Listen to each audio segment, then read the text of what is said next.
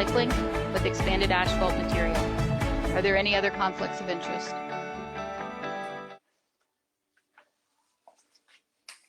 Can you confirm who, from a council perspective, is not in attendance? Yes, we have 17 councillors present. Councillor Sakachi will be in attendance. He just has not logged on yet. We expect him a little bit later. And there is no supplementary agenda this evening.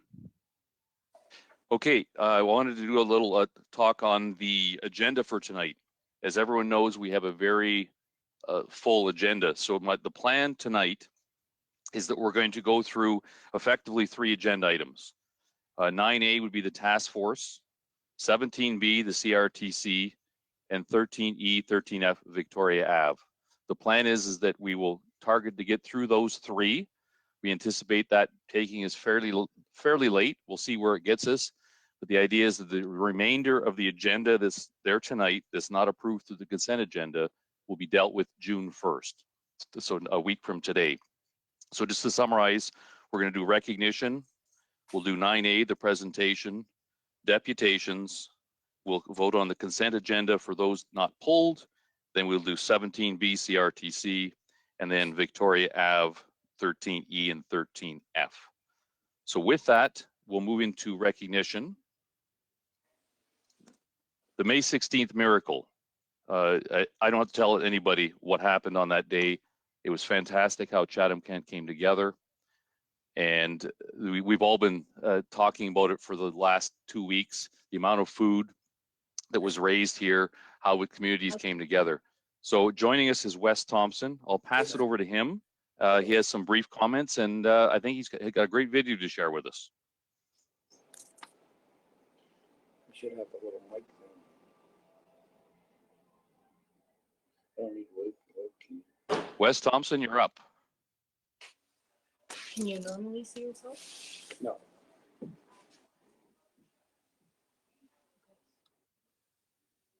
Mr. Thompson, if you are speaking, you just need to unmute your microphone. There you go. I'm here. Perfect. Go ahead. I thank you. Do you want to roll the video first?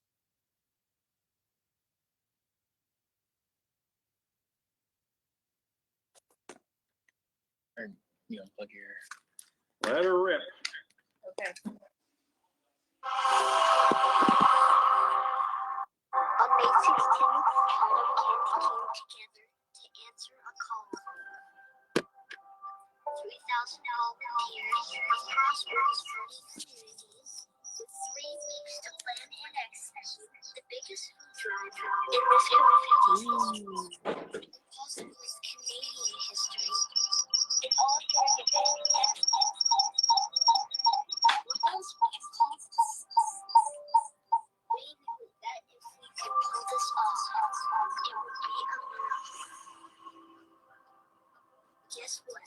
We all did it together.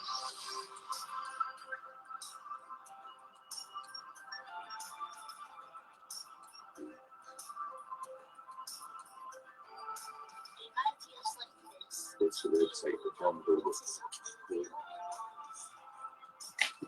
The fact that we made a miracle happen together happened because the idea sits in the heart of every person in this community. The desire to help people in need. We will never forget this day. The day we came together and fought for each other with each other. Welcome to Chatham-Kent, where miracles are possible.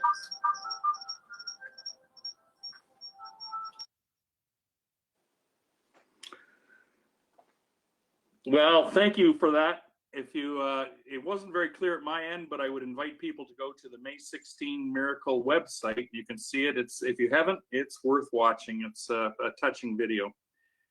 Can you hear me? Yes, we can, Mr. Thompson. Thank you. Let's see if I got this right here. Anywhere. There we go. First of all, I wanted to thank council and administration, the health department for supporting us on this. We couldn't have done it without your direction regarding safety, both COVID safety and traffic safety and all of those good things, and continued support has made quite a difference for us, and thank you very much. There were 10 what we called the core organizers, but there were 30 captains that ran communities, and you've heard the thousands of volunteers we had. If I started to name them all, we'd miss them.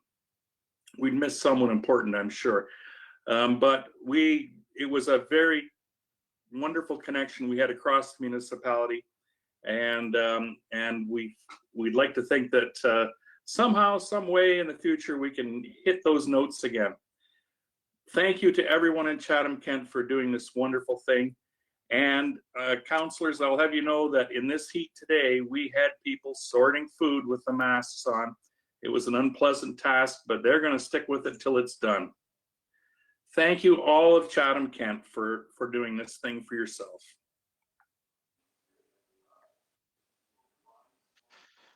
Well, thanks, Wes, and everyone that stepped up to put Chatham-Kent on the map one more time for being such a caring, giving community. I think we stood out amongst municipalities across Canada. So thank you so much for doing that.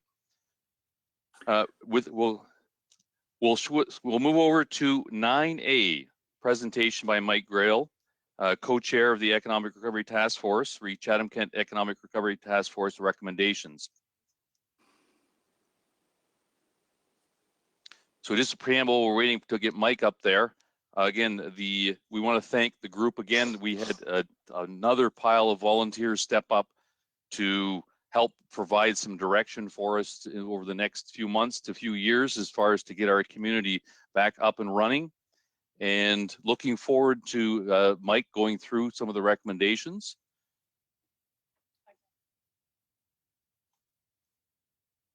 Mike, are you available? Mike, you're on mute right now.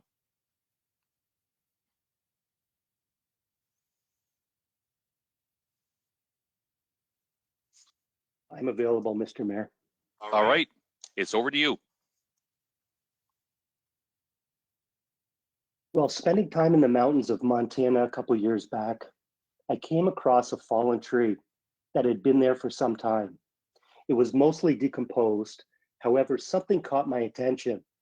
As I moved closer, I noticed one of the branches was incredibly unique and very different from anything I have ever seen. I immediately procured the branch and put it safely into my backpack. Upon returning to camp that evening, my guide and others looked at me with bewilderment when I showed them the branch I had found. To them, it was a piece of wood. It was clear that they didn't see the same treasure that I saw. With a little Mr. McGrail? urethane, yes, Sorry to interrupt. We can't see your screen if you have your slides up. it says I'm sharing. Is it up? There we go. There we go. Okay, It's up now. Thank you so much. thank you. With a little urethane and a little effort, I transformed that piece of wood into a gift for my wife. I called it a mountain rose. Fast forward to today, and we find ourselves in a similar situation. We are living in unprecedented times, and we need to look at things differently and think about things differently if we are going to succeed in this new world. Good evening, Mayor Caniff, respected councillors, administration, and members of the listening public. Over the past 6 weeks, the CK Economic Recovery Task Force has listened to the people of Chatham-Kent, and tonight we will provide you with recommendations of how CK will recover and flourish from this pandemic. COVID-19 has and continues to challenge both our lives and livelihoods, and is forcing us to rethink everything that we do. Thank you to all of our frontline workers and those providing us with essential services. The economic shutdown was a response by the federal and provincial governments with the primary focus of protecting the health of its citizens. However, in doing so, it has forced businesses to close, devastated the economy, brought stock markets crashing, and dealt life-altering blows to businesses and not-for-profit organizations that no one could have ever anticipated or planned for. Our world has forever changed. To help identify the economic impact of COVID-19 in Chatham-Kent, Mayor Darren Caniff issued a call to action for the business community to form an independent task force to address the urgent and significant impacts on the economy. Starting with a discussion that captured over 200 community concerns, the creation of the CK Economic Recovery Task Force was initiated. Tonight, you are not just hearing my voice. Rocky Godreau and I have had the privilege of working alongside an amazing group of professionals throughout this process. You are hearing from 19 people on the steering committee, from 9 sector groups, with 108 people who participated on the subcommittees, with almost 500 businesses and nonprofit organizations represented in CK, who employ over 10,000 individuals It is absolutely astounding how all these professionals came together during this pandemic when their time is already so valuable, so they could share their expertise to help CK emerge on the other side, not only whole, but thriving. In speaking to people across CK, it was clear that this crisis was like nothing any of us have ever experienced. We heard about people whose anxiety levels were impacting their mental health as they worked each day trying to determine if they could survive this or if they should just call it quits. There are business owners carving into their retirement savings, securing loans and lines of credit to ensure they have sufficient cash flows for their business to survive until tomorrow. Let me say this again. There are business owners carving into their retirement savings, securing loans and lines of credit to ensure they have sufficient cash flow for their business to survive until tomorrow. For a business to operate today versus pre-March 15th, they need to invest thousands of dollars to adhere to new government guidelines for health and safety with PPE, capacity limitations, and ensuring social distancing. We know the food service industry, lodging, tourism, arts and culture, and not-for-profit sectors have been absolutely devastated. And we have yet to learn of the long-term impact and whether they can survive. I implore everyone to read the appendix of this report that contains the true stories from business owners in your communities in CK, outlining the impact COVID-19 is having on them. Businesses have been forced to adapt quickly to new methods of service delivery to meet the needs of their customers to increase productivity, efficiencies, and profitability in the future. The viability of these measures is yet to be determined. But Mother Nature is funny, and after every storm, the sun does shine. I think we can all reflect on some positives that we have experienced during this time of isolation. We have all been able to spend more quality time with our families. Maybe by now, some are thinking too much quality of time. We have gotten to know our neighbors by name rather than just driving by and waving to them as we rush to work. We have learned some cherished family recipes, put puzzles together as a family, and done some things around the house that we just never seem to have had time to do. Like Mother Nature and the mountain rose, this is our opportunity to look at things differently. The report provided to you tonight has bold recommendations that may force you to think differently and perhaps out of your comfort zone. Business is not as usual, and we need to embrace this new world to not only survive, but to succeed. These recommendations focus both on the short-term wins we absolutely need, as well as responding to the long-term concerns of each sector. Surprisingly, this pandemic can be the catalyst that allows us to focus on growing CK, bring us together for the common good, and force impactful decisions that will sustain us for years to come. Throughout the report, you will read the phrase, "We are CK." This theme emerged from everyone involved. It celebrates the notion of collaboratively working together towards a common goal. To think about Chatham-Kent as a whole versus individual wards.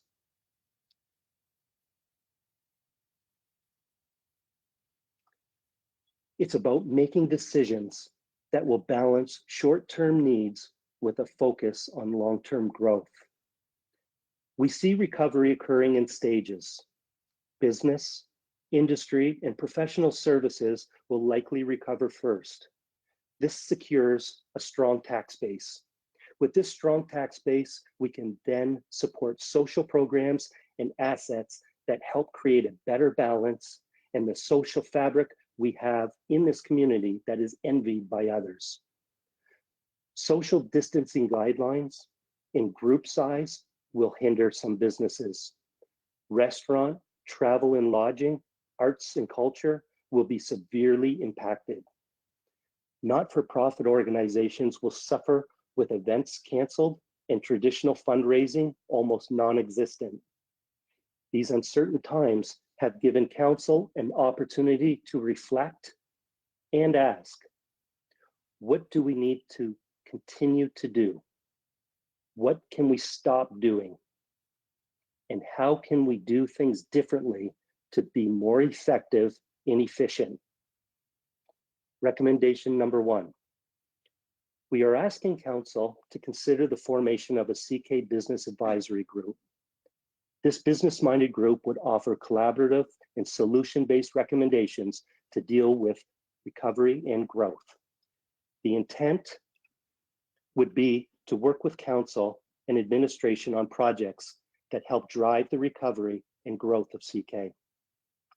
The CK Business Advisory Group would strategically work on projects that require vetting, problem solving, mitigating risk, and execution. We believe that a sustained and collaborative approach will allow CK to recover and prosper. Recommendation 2, restart CK's economy. We are asking Council to immediately consider a minimum of $2 million to fund a property tax forgiveness program and/or grant program for businesses which have been significantly impacted due to the strict guidelines imposed by government during the COVID crisis. Administration would provide a report within 30 days explaining how the program would be administered, who would be eligible for funding, and how the municipality can fund this. We further ask Council to consider having administration provide a report by September 2020 that outlines preliminary options for having a zero tax increase in 2021 and outlines whether any funding for COVID will be provided from higher levels of government and how such funding can go towards supporting economic recovery and growth strategies in CK. While we all look to restart Chatham-Kent's economy, this shows leadership on the part of the Council, builds confidence in the community, and lets struggling businesses owners know that you are truly partners in this recovery process. Recommendation 3, we are asking Council to consider having administration provide a report on the options listed in recommendation number 3 of the task force report. Some examples within: making investments into infrastructure that actually fuel our growth objectives, a solution to provide high-speed internet across all of CK, having shovel-ready sites, rationalizing assets that are underutilized, moving to a cashless municipality, and investing in social infrastructure and programming that balance this community and enhance its social fabric. Recommendation 4, we are asking Council to consider having administration provide a report on the options listed in recommendation number 4 of the task force report. It's about utilizing administration's expertise now more than ever. Allow them to be nimble and make decisions to keep projects moving on timelines while meeting Council-approved criteria and growth targets. This allows Council to effectively perform their job at 10,000 feet and not get caught in the weeds. It also allows for those people tasked to do the job to be accountable for their actions. Recommendation 5, we are asking Council to consider having administration provide a report on the options listed in recommendation number 5 of the task force report. This includes recommendations from all 9 sectors that administration would report back to Council for future exploration and implementation.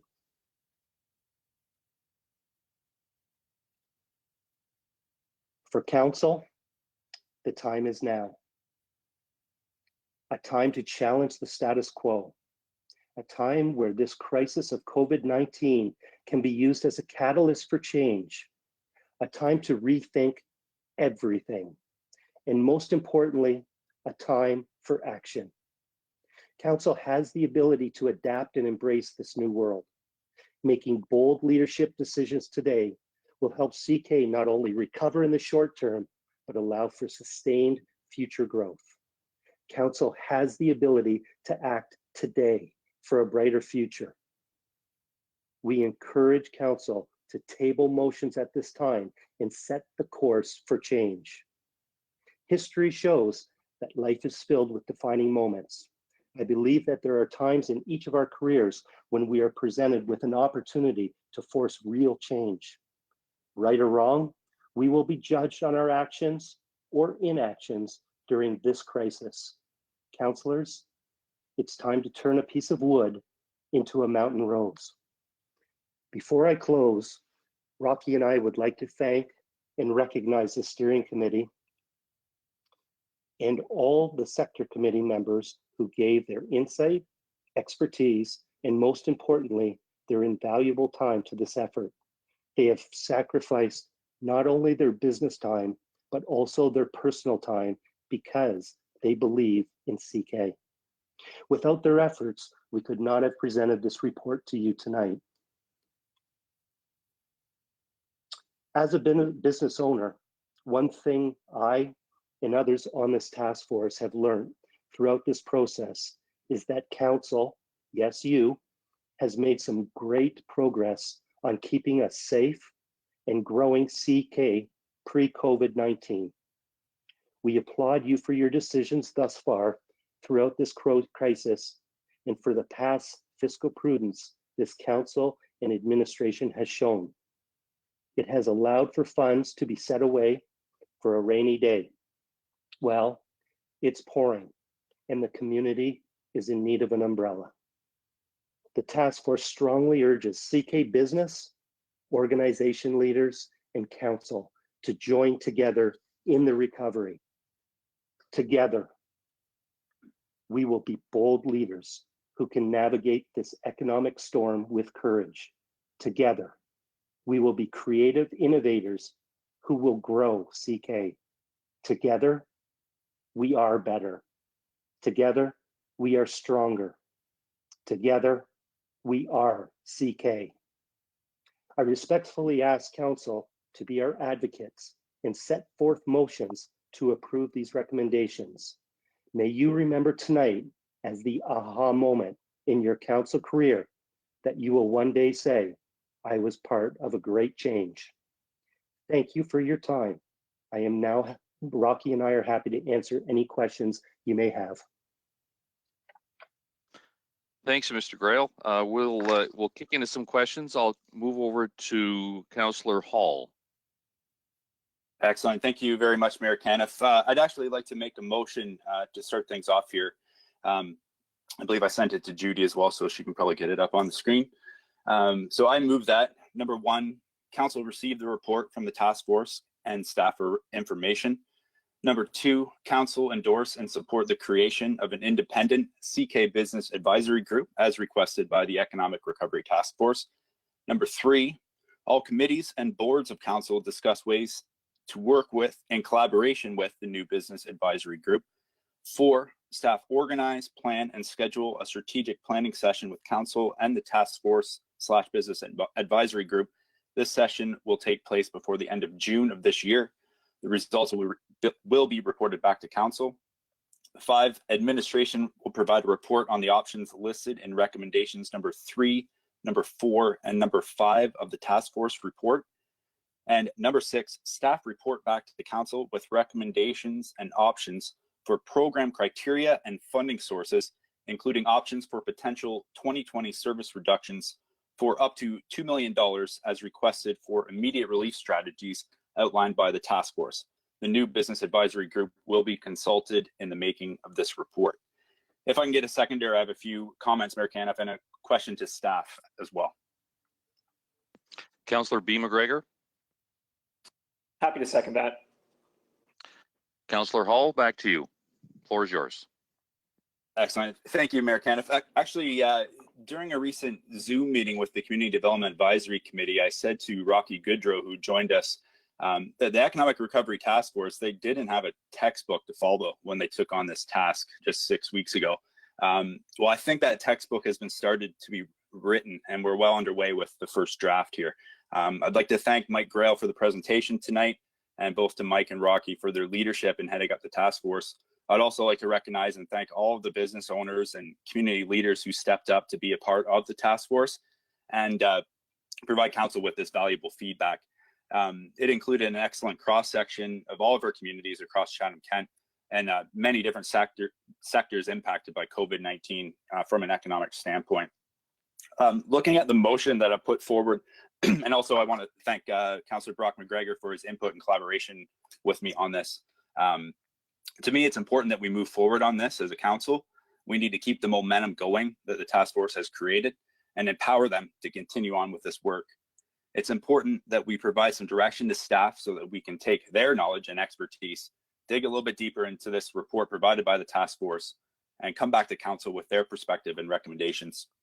The strategic planning session, I believe it's a good way for us as council to provide our collective input and feedback as a group. The timing that I put on there for the end of June, I think that's important as well. There is a sense of urgency as we move forward in this pandemic and as measures start to be lifted and businesses start to reopen. I think all of this consultation has to happen before we as a council can make any decisions on these items. As some of these discussions, they may be difficult, absolutely. As the task force says, it definitely challenges the status quo. Also tonight, this motion, it doesn't make any financial commitments at this time, but it does keep the momentum going and gets us closer basically to that made in Chatham-Kent solution. So I do have one question for staff, actually going to John Norton, General Manager of Community Development. John, how does this report from the task force relate or complement the growth strategy that council has approved and recently supported? Thank you, Mayor Caniff. I appreciate that question. And first of all, let me say how much I have appreciated the work of the task force. Michael Grail and Rocky Goodrow have put in many hours into this, and they've essentially been working full time. And I just want to thank them and thank them for how well they worked with staff and how they were able to reach out into the community with the mayor and get a lot of consultation. And Mayor Caniff, to your question, yes, when the COVID crisis began, we wondered what the impact would be to our growth strategy. And we're still not entirely sure, of course, what the impact to the economy is going to be. But this task force and its recommendations moves us well along forward, I think, to responding to both the crisis happening to our economy as well as to moving our growth strategy forward. So from my perspective, this is a great thing. The recommendations are very bold and powerful, and I'm really excited about how this can move our plans to grow our community forward. Excellent. Thank you very much, John. And thank you, Mayor Caniff. Those are all my comments at this time. Okay, as we proceed on with other questions from various other councillors, just want to, maybe we can focus on what the 6 recommendations are in front of us right now, as well as just, if there's any other general questions. What we don't want to do tonight is get into debate about any specific item as far as getting detail there. We don't, there'll be lots of time for that with the meetings we're setting up, etc., to do that. But welcome any other questions like that. So we'll go over to Councillor B. McGregor, followed by Councillor Latimer. Thank you, Mayor Caniff. And I just had a brief comment on the heels of your comment. I think respecting that this is a really broad report with lots of individual small recommendations in it, I think that this approach, this motion that Councillor Hall's made, is really a pragmatic approach to take the next steps in this process. And it respects that there's some opportunities for some early wins and relatively quick changes, but also that this effort will not just be short term. This is a lengthy, important endeavor, and it's going to take continued involvement of these stakeholders across the community. So I think that this is an important and pragmatic first step. and one that I'll be supporting tonight and looking forward to the rest of the work that this will bring. Thank you. Councillor Latimer, followed by Councillor Pinsino. Thank you through the mayor. I also would like to say thank you for your work and the daunting task over the past few weeks to gather and organize the information found in this task force report. I was asked this question by a member of the community, and they're looking for the 5 top areas where businesses across sectors are struggling.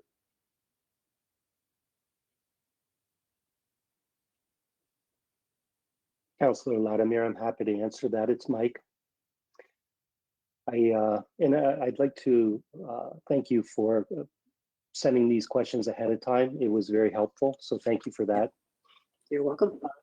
I think the first, when we talk about struggling, and I'll go in a prioritized list, the first thing it needs is cash flow.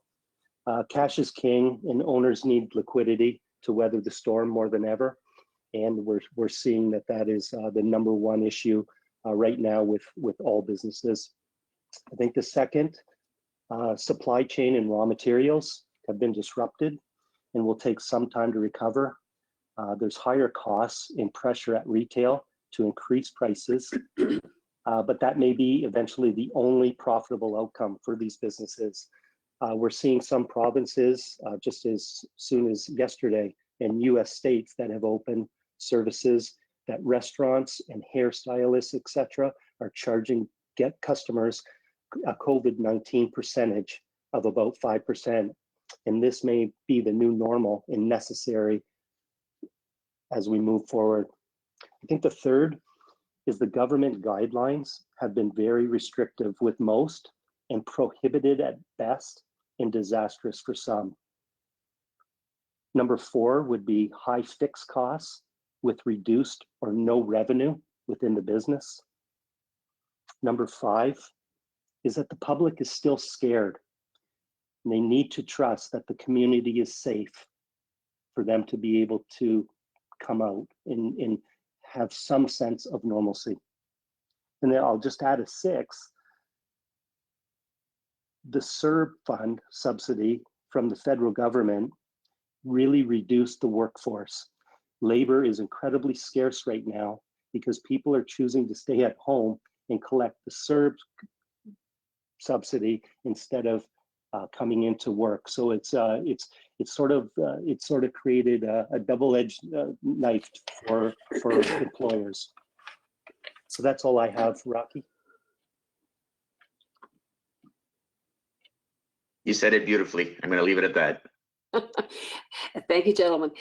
I have another question too, and for anyone out there in our public who perhaps is thinking, well, I could help in the short term, until we get things going. I am in full, I'm in pretty well full support of this, of Councillor Hall's motion, but we do have people out in the community who are willing to help, particularly with cash flow, perhaps maybe a supply chain, coming up with some innovating things. So you have young people too.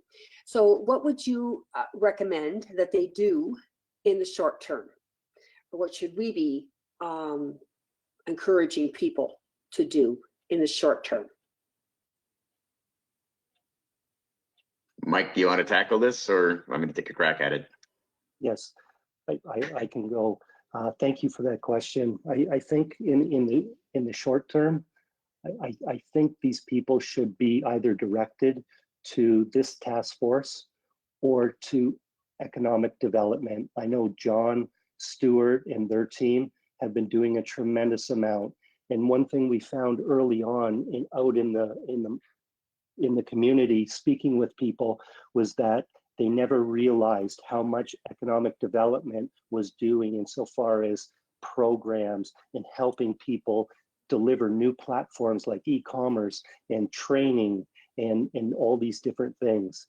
And I would suggest that we can certainly use their help, we can use their insight, and we can put them in touch and use them as a resource for the people who truly need it, along with economic development. And I think just a couple of comments with regards to that. You know, this is, it certainly is unprecedented times. And what we need to do at this point is we have to learn to live with the virus, continually practicing good safety measures that mitigate risk of spread. However, having reasonable guidelines that doesn't continue to cripple businesses in the economy. Having strict health guidelines in place by closing businesses down, that does not help. We need to give business owners a blueprint so they can innovate their business to be both safe and profitable. The other key to that is health and safety of residents has to be the highest priority to build confidence, which will allow them to come out and start spending. And that's where leadership for the municipality is key to instilling confidence into people that CK is safe. And it truly is. You guys have done a phenomenal job. Kudos to all of you. An additional item right now that's come to mind on the recommendations would also flow with the not-for-profit sector. They could really use volunteers at this point. I'm sure a few of the different voices across, even into the arts and culture, volunteering is down, and as a somewhat of a stopgap, it probably would not be a bad idea to check in with those folks as well.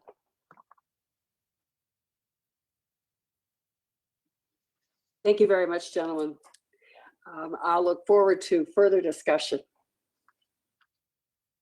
Okay, Councillor Pinsino, followed by Councillor C. McGregor. Thank you, Your Worship.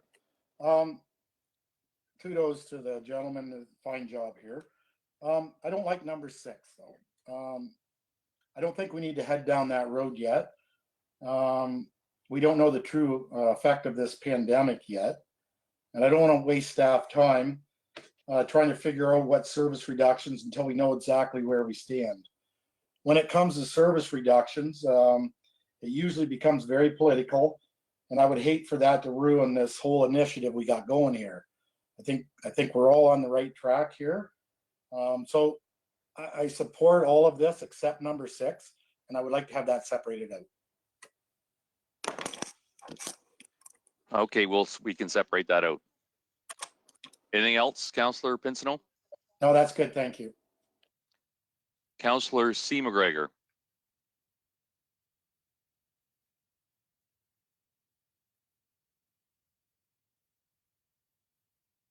Councilor McGregor, we can't hear you. Are you muted?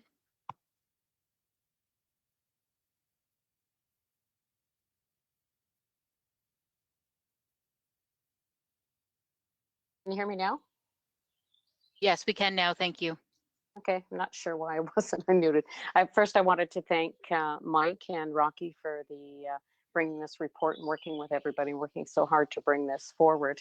And you know, I look forward to working with the team and the task force. And you know, I like the motions or the recommendations that Councillor Hall has brought forward. And I understand where Councillor Pinsino is coming from, but I also think that during this process that passing some of these and with the report that comes back, it's a good time for us to be looking at all those areas, and that will allow us to work with the task force and with administration. I think there's no better way for us to move forward, especially at this time, to be able to help people within our community. So I look forward to future meetings. Thank you.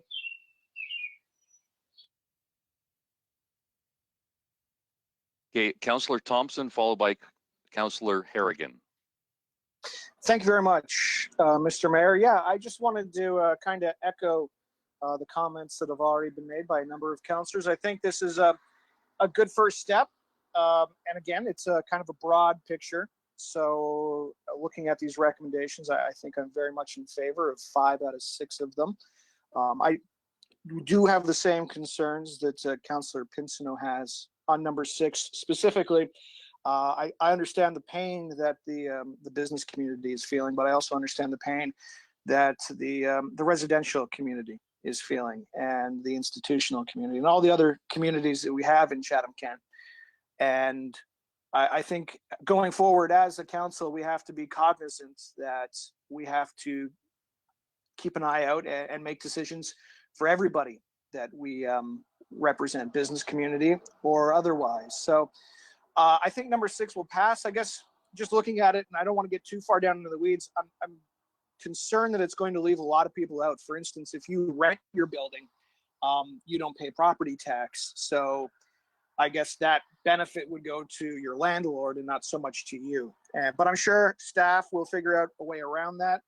I also have concerns in a couple of the other recommendations in regards to offloading some of our responsibility onto staff, and especially when it comes to infrastructure and the like. But again, I think on a broad kind of scope, it's a good place to start. I just think we need to be careful and cognizant of everyone we represent. But I thank everybody who put this together.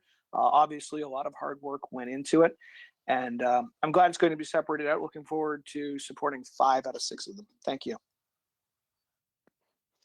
Councillor Harrigan.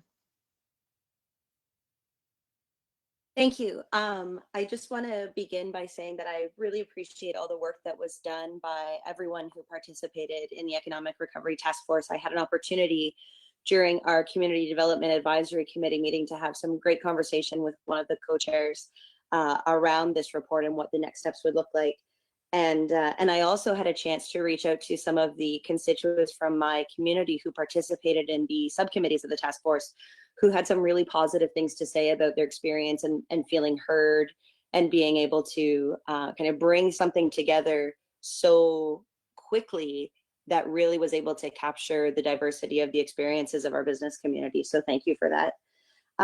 Just a couple of comments and for staff to consider as these reports come back. I think that this is not just about weathering the storm in the short term. This is really also about how the municipality of Chatham-Kent can support businesses in what is going to be the new normal. So as we are hearing in the news and through public health sources, we're already talking about second waves of COVID. And so our business community, it's about absolutely surviving till tomorrow, but it's also thinking about what the fall or winter might bring and to be prepared in years to come. So I think that this is really the beginning of a very good conversation that can happen between our business community and our municipality.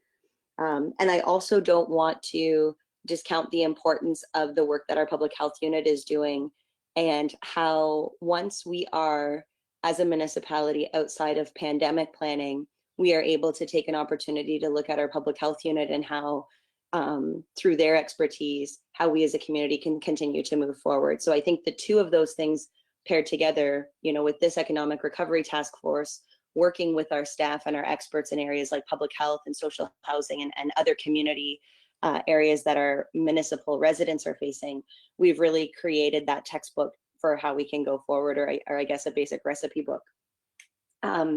The other comment I wanted to make, and I think staff should also consider this in their reports back, specifically for numbers 5 and 6, is what role the municipality can play as an advocate or an advocacy for having conversations with senior levels of government, and also helping us as councillors to really understand where the ideal jurisdiction of a certain program is.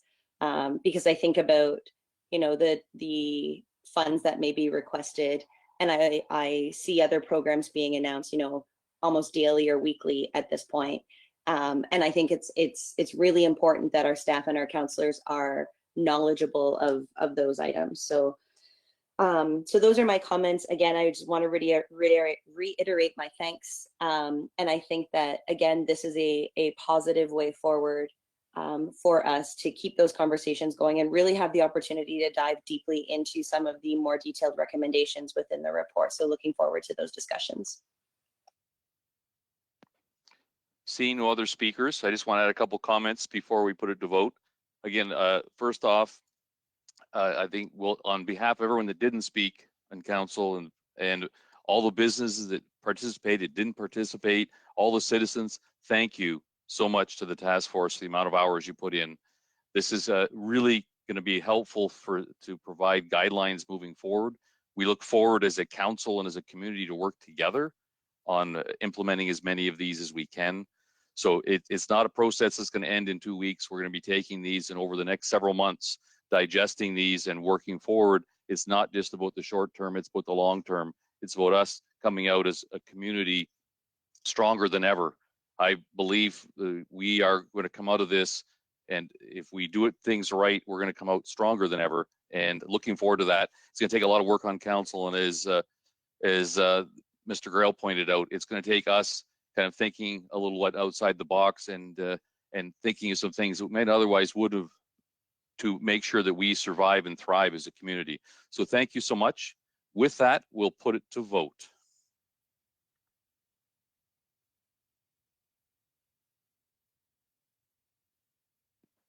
Note that we're voting on number 1, 2, 3, 4, and 5 right now.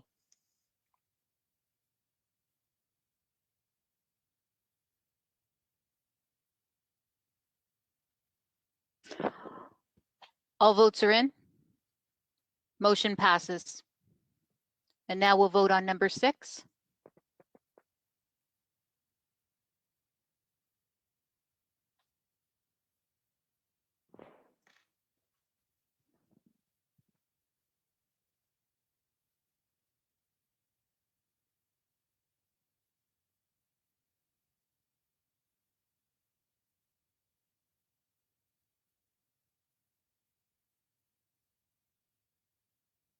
All votes are in. And motion passes.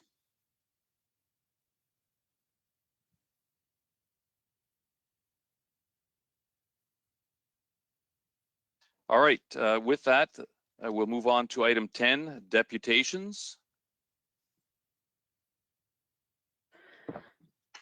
Council, we have many deputations this evening. We have 18. Some are a little bit longer, but most are just a couple paragraphs. So between myself, Meredith Cadot, and Kathy Hoffman, we will alternate and read them to you now. We'll start with the first deputation from Kathy. First deputation is by Mr. Bill Laux. I have reviewed the arborist report dated November 30th, 2018 by Green Tree Professional Tree Service, Inc. The fact that the administration of the municipality was reluctant to share the report was disappointing and helped reinforce the skepticism that the residents in our community have regarding the desire of the municipal administration for meaningful input and communication regarding the proposed project. According to the report, all of the 146 trees on Victoria Avenue are going to be exposed to some sort of negative disturbance due to the nature and extent of the proposed project. Therefore, by reducing the nature and the extent of the project, the amount of damage to the trees on Victoria Avenue will be reduced. I am in favor of completing the sewer upgrades and putting in the new streetlights at the north end of the street that will complement the existing historical streetlights. I am not in favor of putting in a roundabout and adding an additional 6 meters of asphalt to expand the width of the road. This will adversely affect the trees on the street and will destroy the aesthetics of the streetscape. Traffic bumps to slow down the traffic would be appreciated by the residents on the street in order to slow down the traffic. This would also make the street safer for the few cyclists who do ride down Victoria. The report recommends that 19 trees, or 13%, of the trees on the street be removed and that another 48, or 31.5%, of the trees be trimmed for various reasons. Consequently, almost half of the trees on Victoria Avenue will either be removed or stressed before the adverse impacts of the road expansion is taken into account. Based upon what has happened on nearby streets during similar construction, it is reasonable to assume that half of the trees on Victoria Avenue will either be removed or suffer irreparable damage as a result of this proposed project. One of the reasons for extreme trimming of the trees is to prevent interference with the hydro lines. Most of the hydro lines on Victoria Avenue are in the backyards of the properties on the street. Why can't consideration be given to having Integris bury the hydro lines on the street as part of the project? This would improve the appearance of the road and save the trees from additional trimming, and also would likely save Integris money down the road. One of the trees that the arborist recommends be removed is in front of 310 Victoria Avenue. According to the report, the tree is in good condition. The only reason that the report recommends removing the tree is because it won't reach its full potential surrounded by mature trees. Since all of the trees on the street will be stressed, why would the municipality consider removing healthy young trees? The saddest part of the arborist report for me was the fact that the report focused removing or trimming trees on the street, and no consideration was given to replacing the trees that are systematically being removed on Victoria Avenue. Since we moved into our house on Victoria in 2002, the municipality has cut down about 10% of the trees without planting a single new tree.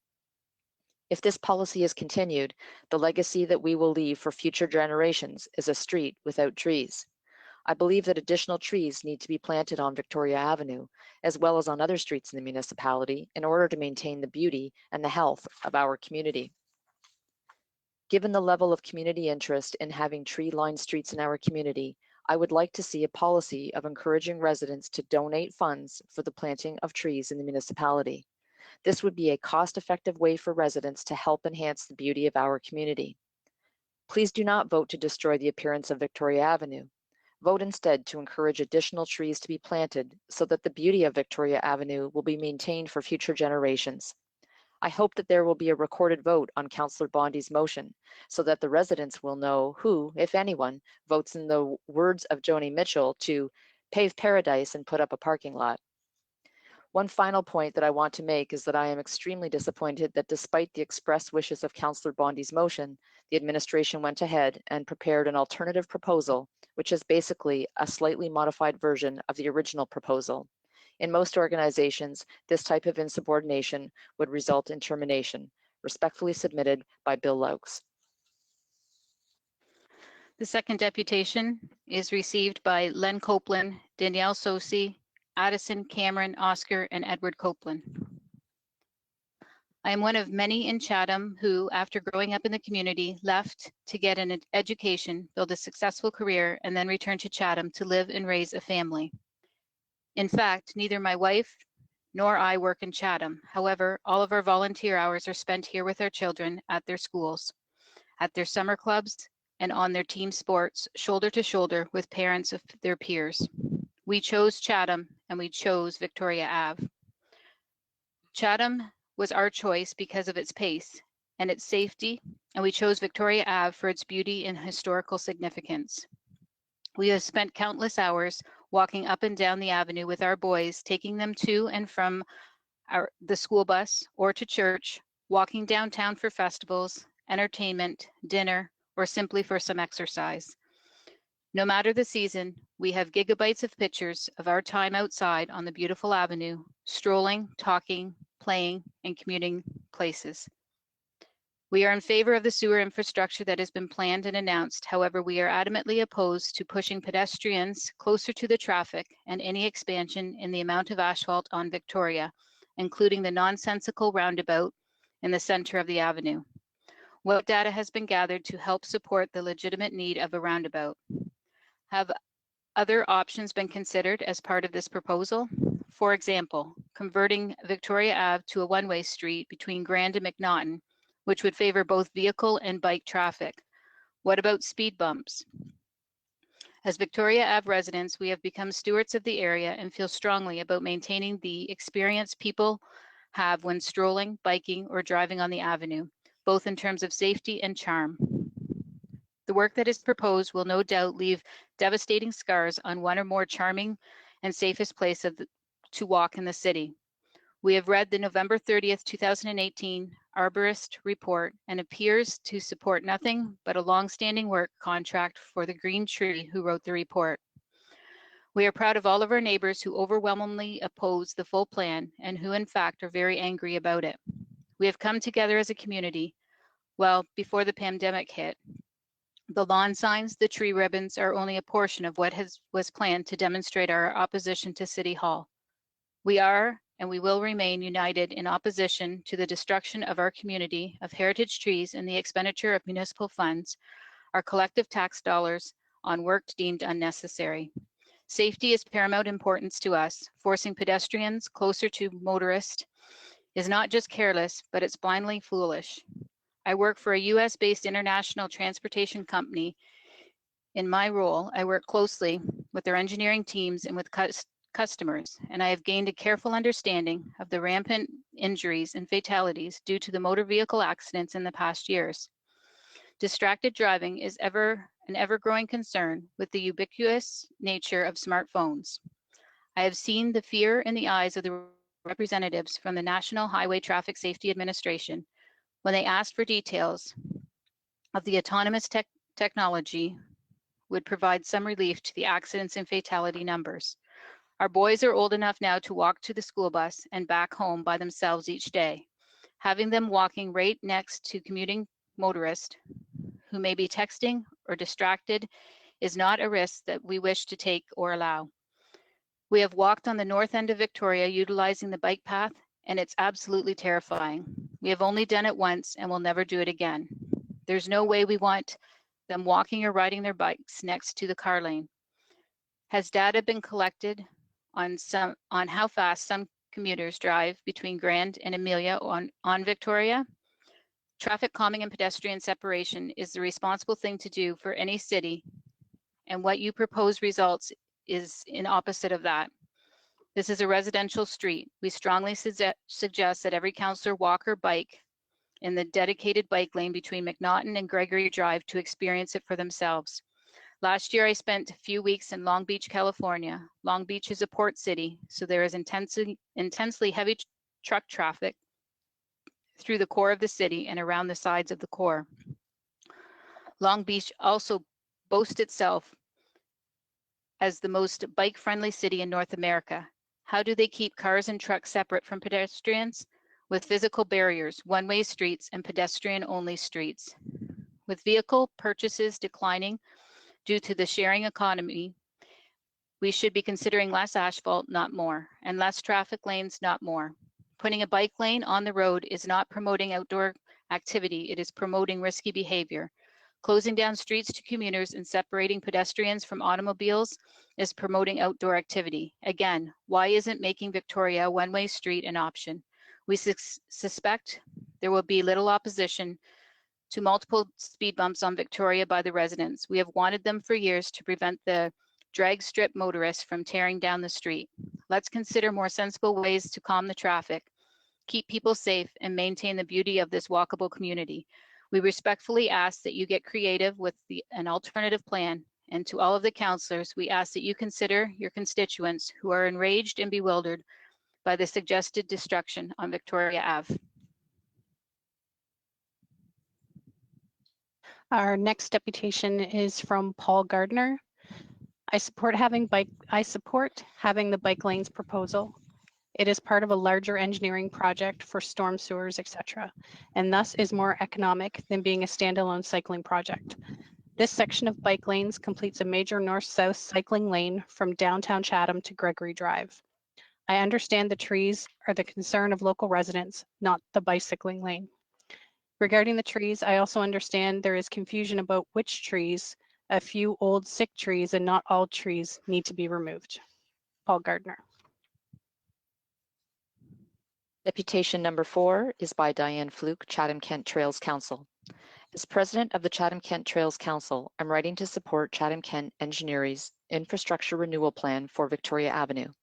Implementing bike lanes within the roadway is the most economical and least disruptive plan to respond to federal and provincial objectives to increase active transportation. Both governments have provided grants for infrastructure projects that include improved active transportation for commuters and recreation. In response, Chatham-Kent's own Transportation Master Plan and Trails Master Plan call for increased active transportation routes. Scientists calculate that April's recent global lockdown caused an 18.7 million ton decrease in emissions, with 43% coming from vehicles. Active transportation reduces vehicular traffic and therefore emissions. Cycling lanes within roadways respond to Victoria Avenue residents' concerns regarding speeding, emission spewing, noisy vehicles. The Victoria Avenue cycling route is a key link to already established Chatham-Kent cycling infrastructure. Diane Fluke, Chatham-Kent Trails Council. Next deputation is from Jordan St. Clair. Dear City Council members and fellow Chatham-Kent citizens, I am writing today in support of bike lanes on Victoria Ave. I want to start by acknowledging the concerns of the residents that live on Victoria Ave. The amount of misinformation spreading is reminiscent of what is happening south of the border, and I think it is shameful that any member of council would encourage or take part of that. If I lived on Victoria Ave and thought all of those beautiful old trees were going to come down, I too would be against these bike lanes. To my understanding, this is far from reality of losing 2 or 3 trees, which will happen regardless of the bike lanes. Bike lanes are an important part of the green infrastructure, safety, and community.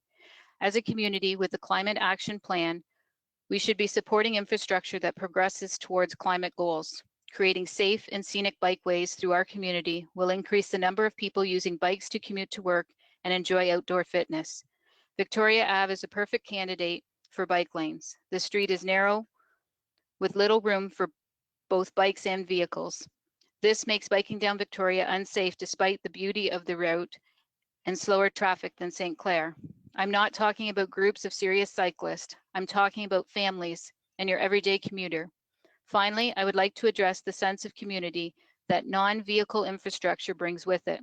Bike lanes like sidewalks and front porches brings a community together. It gives opportunities for us to see each other, to interact. Sometimes I wonder about this community and why we sometimes have a not in my front yard mentality. There was so much noise about the bike route along the river out to the Prairie Siding Bridge, and now pushback against bike lanes on Victoria. Why? It's not about beauty. The trees will not be affected. The big boulevards will still be there. Councillors, I ask you to consider the actual argument against these bike lanes, what the actual argument is against these bike lanes.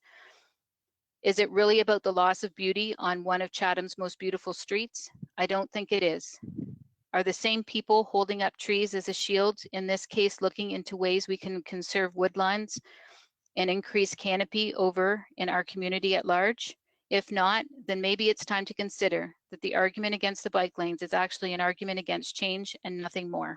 Thank you for your time, Jordan St. Clair. The next deputation is from Matt Gagner and Ellen Sinclair, Brett Goodrow, Peter Gillier, Paul and Tricia Gagner, Kevin and Linda Crawford, and Kevin Carpenter.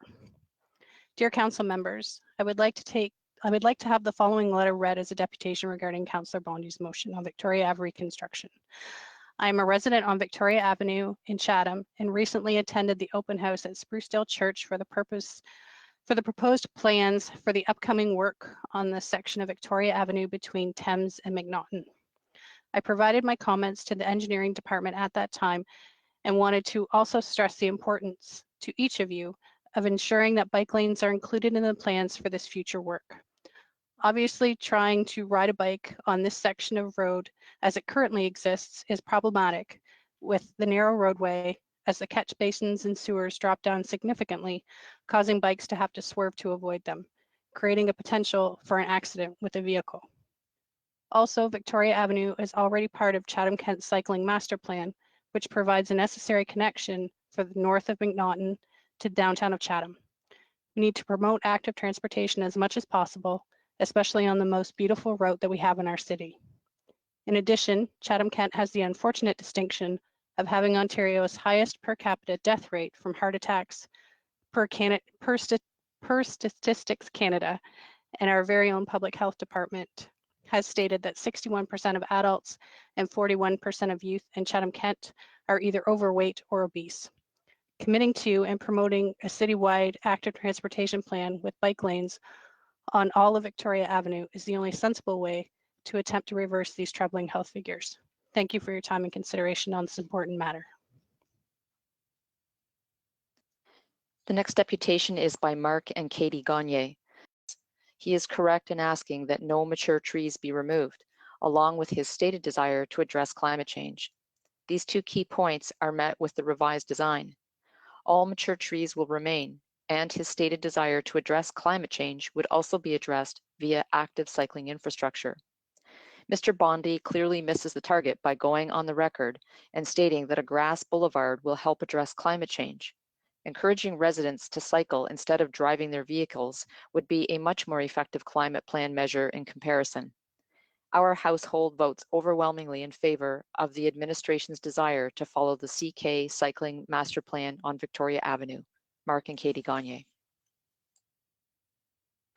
The next deputation is from Mike St. Clair. I am an avid cyclist and would like to encourage you to include bike lanes on Victoria Ave from Thames Street to McNaughton Ave. The popularity of cycling is increasing and will continue to do so in the future. It is good for the health of the participant and the environment. The city will benefit from creating bike lanes or paths connecting all parts of the city using the downtown area as a hub. This will allow people to get to their jobs, do their shopping, or pass through town when on a longer bike tour. I live on Cross Street and always use the 5th Street Bridge in Victoria Ave when I want to bike to the north side of Chatham. The 5th Street Bridge is by far the safest way to cross the Thames River for a cyclist. It is not as busy as other bridges, and the lanes are wide enough to accommodate bikes and other vehicles. Victoria Ave is the best choice to connect the downtown with the northern outskirts of the city. St. Clair Street is a bad option since it is very busy and many vehicles do not observe the speed limit, which makes it dangerous for a cyclist. Elizabeth Street and Delaware Ave both allow parking on the street, which creates a couple of problems for cyclists. The riding surface is narrow and there are restricted visibility for cars backing out of their driveways, making it dangerous for a cyclist. I believe one of the goals of City Council should be to make the city as bike and pedestrian friendly as possible. When certain streets are repaired and updated, bike lanes should be included to make all parts of the city safely accessible for cyclists. Thank you, Mike St. Clair.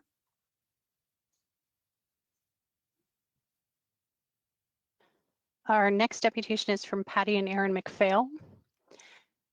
Dear Mayor Caniff and Chatham-Kent councillors, we are deeply disappointed not to be able to speak to you in person about the Victoria Avenue project. The urgency of administration to move forward with this project with the least amount of public input possible has been beyond frustrating. So much has changed in our world since this project was first proposed.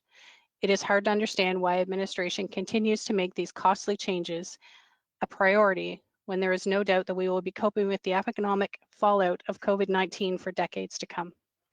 Tonight, you will be presented with an information report dated May 14th, prepared by Chris Hebert and reviewed by Thomas Kelly, that's said to include feedback that was collected following the Public Information Center that was held in February. It also includes revised recommendations that, for us, raise more concern. For example, the report references a traffic impact study that was produced. Numerous residents requested to review the analytics at the Public Information Center, and everyone was told that there was no data available. Why has the traffic impact study never been made available to the public? We have had the same experience with the arborist report. It wasn't provided until a Freedom of Information request forced administration to release it. Certainly, council and all affected residents should have the opportunity to review the analytics that administration claims supports their recommendation. We would be remiss if we did not mention that the takeaway from this project for municipal administration should be to never again subject the citizens of Chatham-Kent to a public information center style forum like the one that was held in February for this project. Every taxpayer has the right to be furious that over $285,000 was spent on consulting services that did not include any public input before being presented in such an unprofessional and confusing manner. The information report that you will hear leads the reader to believe that there was a presentation that took place at the Public Information Center. Not only was there no presentation, representatives were ill-prepared to answer questions. There was minimal effort made to engage with those in attendance. Display boards were incomplete and inaccurate, and paper or email was the only method offered to provide feedback. Shame on everyone who was involved in it. On behalf of Voices for Victoria, we want to briefly speak to the number one concern with respect to this project, which is public safety. We have not heard one person support the traffic circle, so we will not waste much time addressing it. Together, we have over 45 years of employment experience related to traffic safety, and we can assure you that traffic circles do not benefit in residential areas.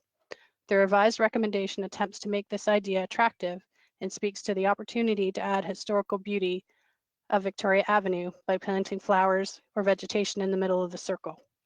This suggestion has the potential to impede the visibility of pedestrians, cyclists, and motorists, and is a serious safety concern for all users of Victoria Avenue.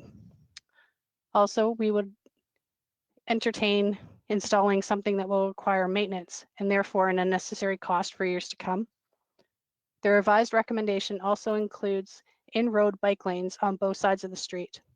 If approved, this would have motorists and cyclists traveling from both directions into a traffic circle at an irregular intersection.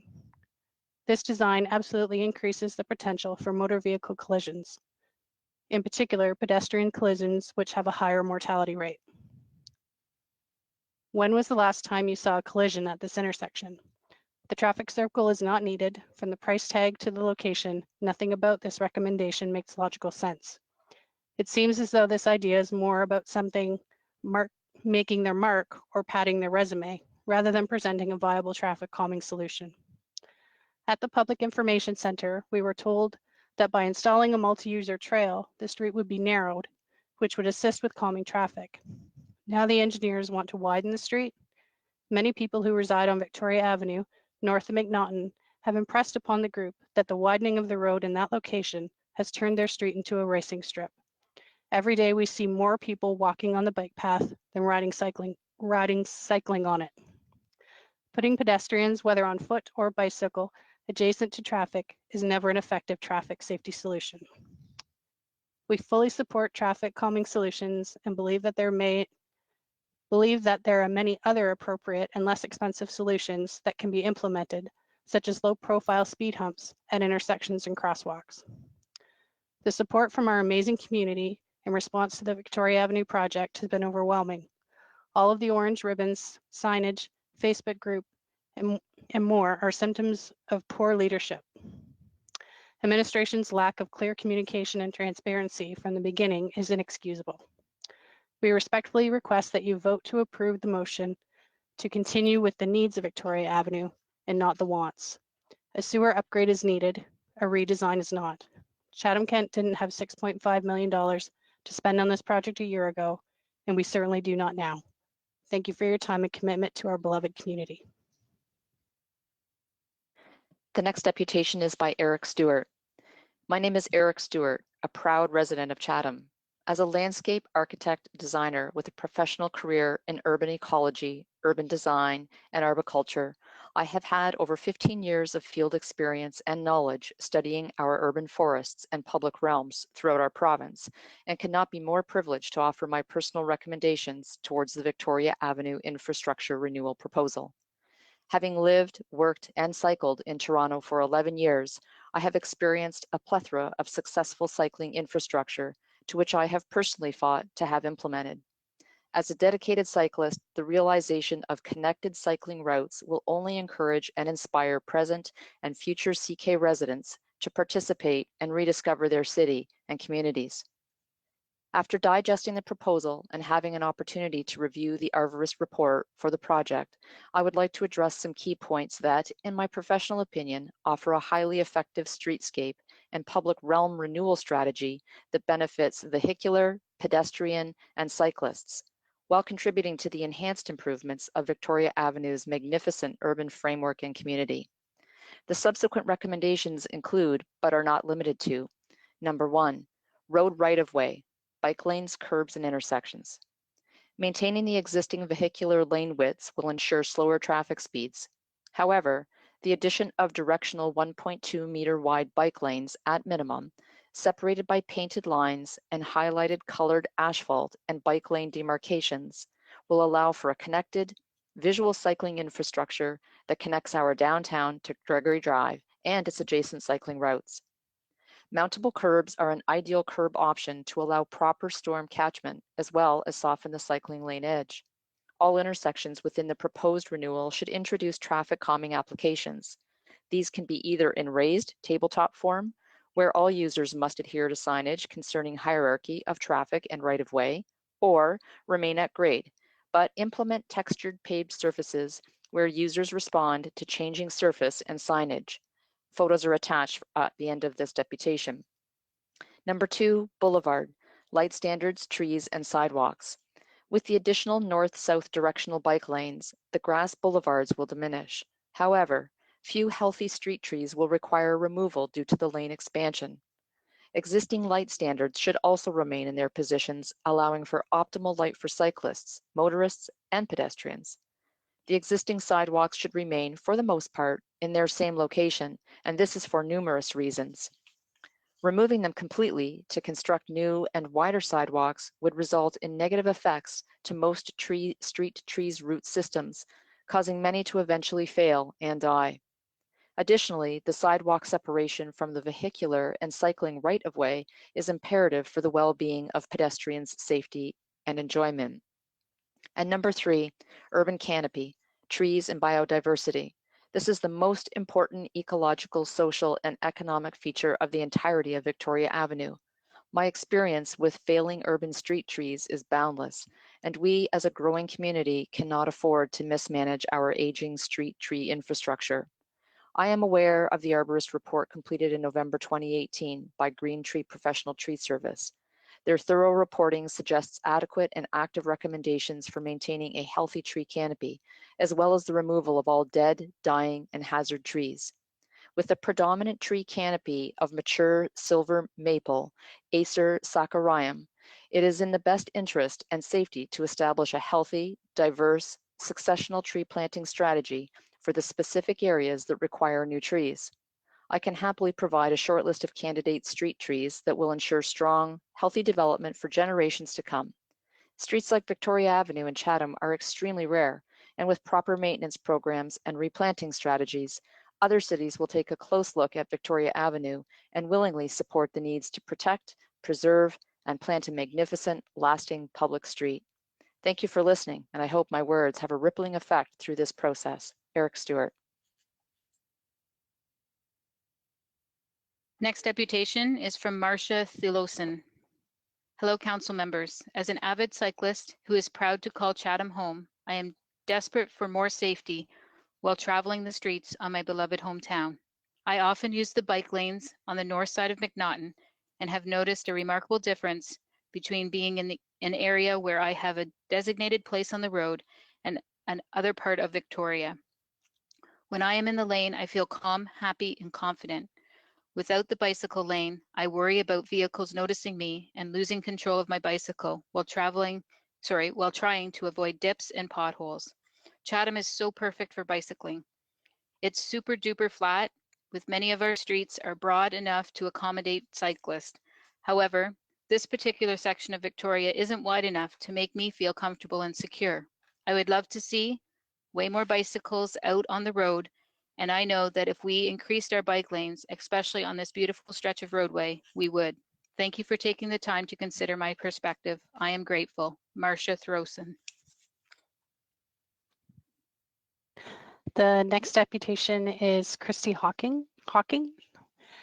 I would like to have the following letter read as a deputation regarding Councillor Bonny's motion. As a resident of the northeast side of Chatham and as an active person, I am often on Victoria Avenue.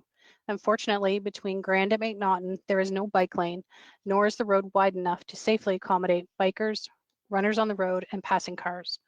It is such a beautiful street and an easy way to connect many neighborhoods to downtown for many gatherings, festivals, shopping, and socializing.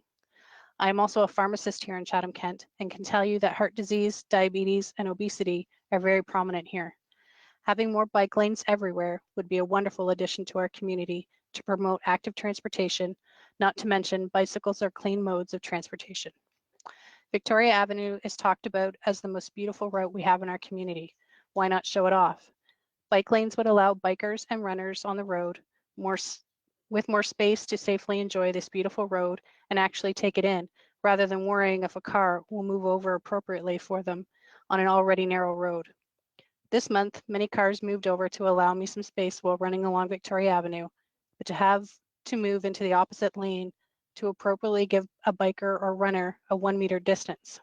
Just past McNaughton, there is a designated bike lane which allows and clearly marks the appropriate space vehicles should be sharing with bikers and runners.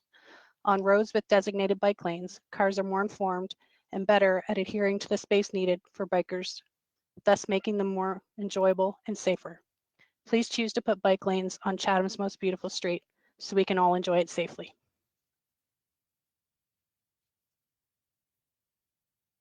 The next deputation is by James Griffin, member of the CK Municipal Heritage Committee.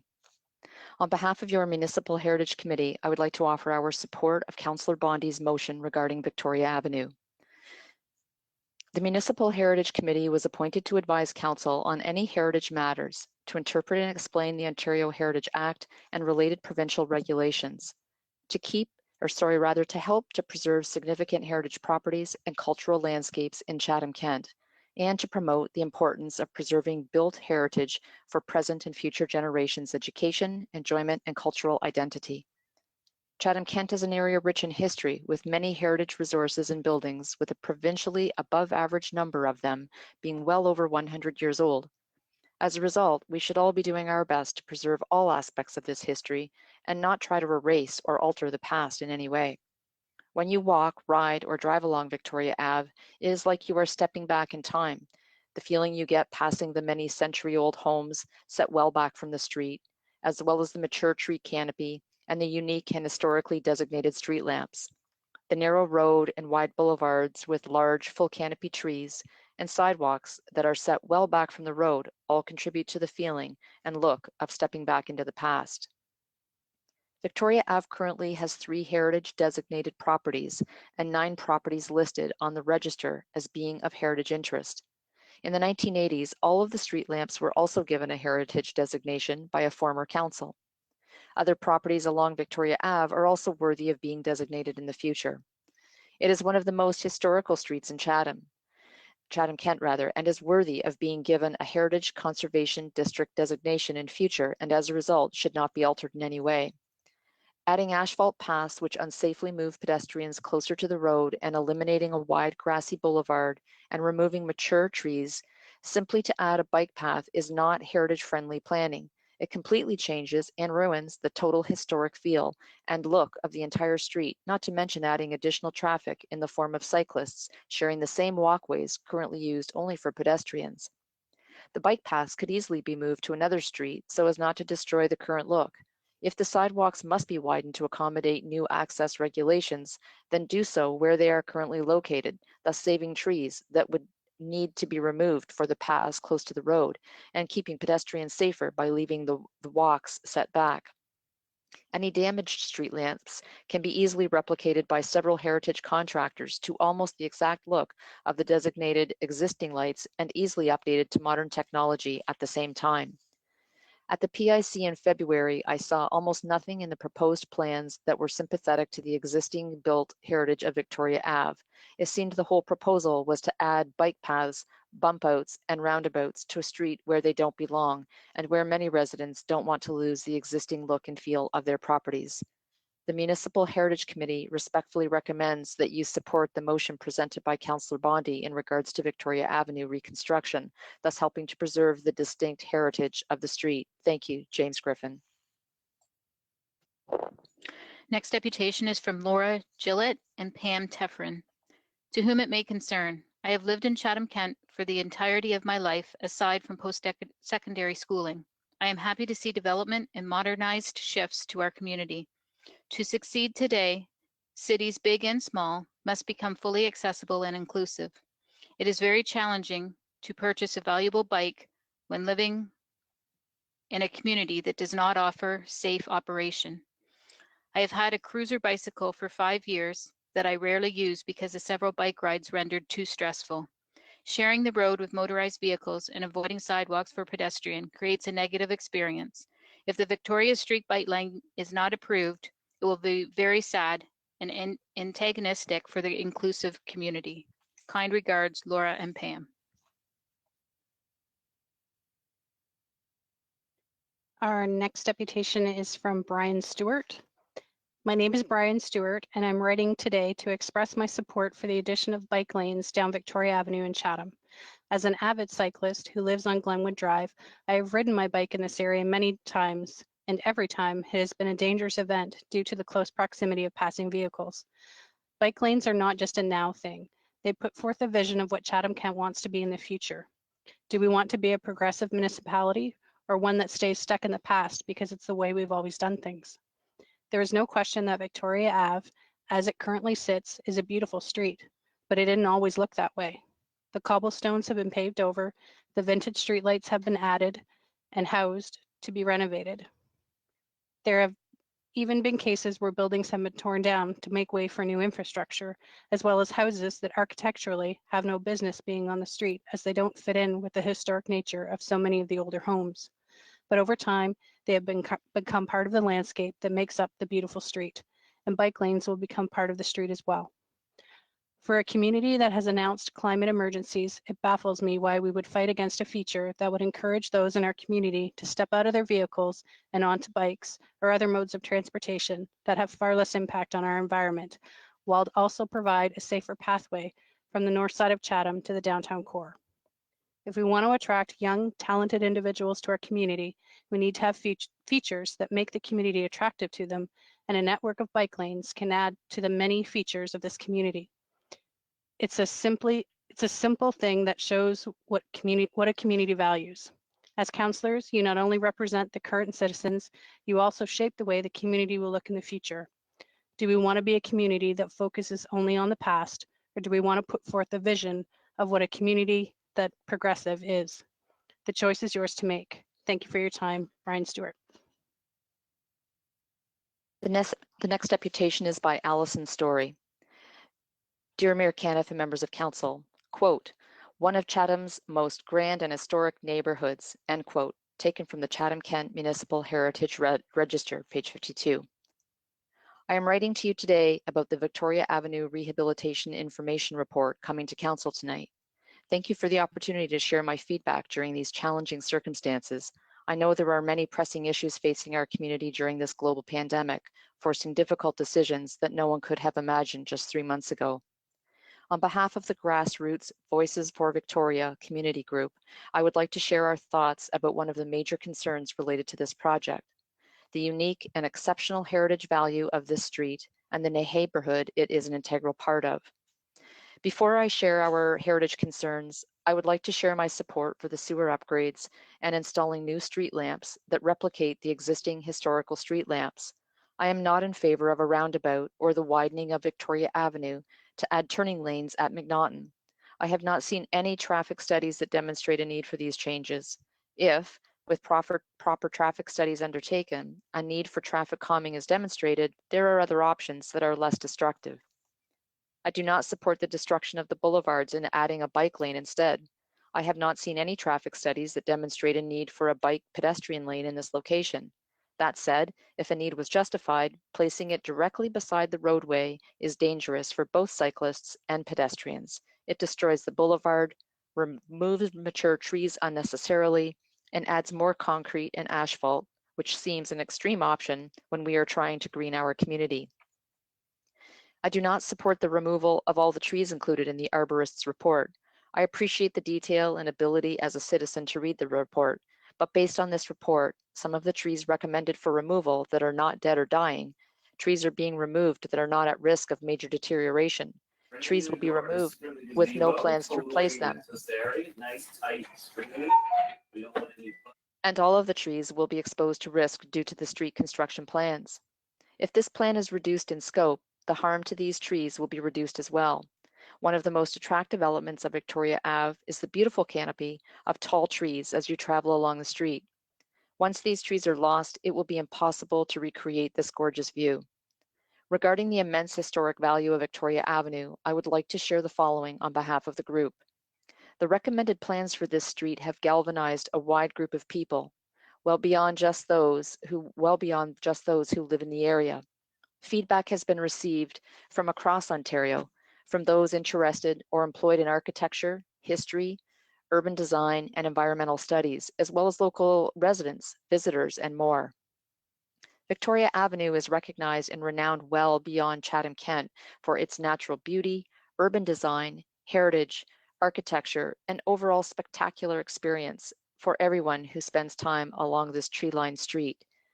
Our Voices group had a plan of action and outreach for sharing our concerns about this proposal in person, but understandably, the pandemic has changed those plans for the time being.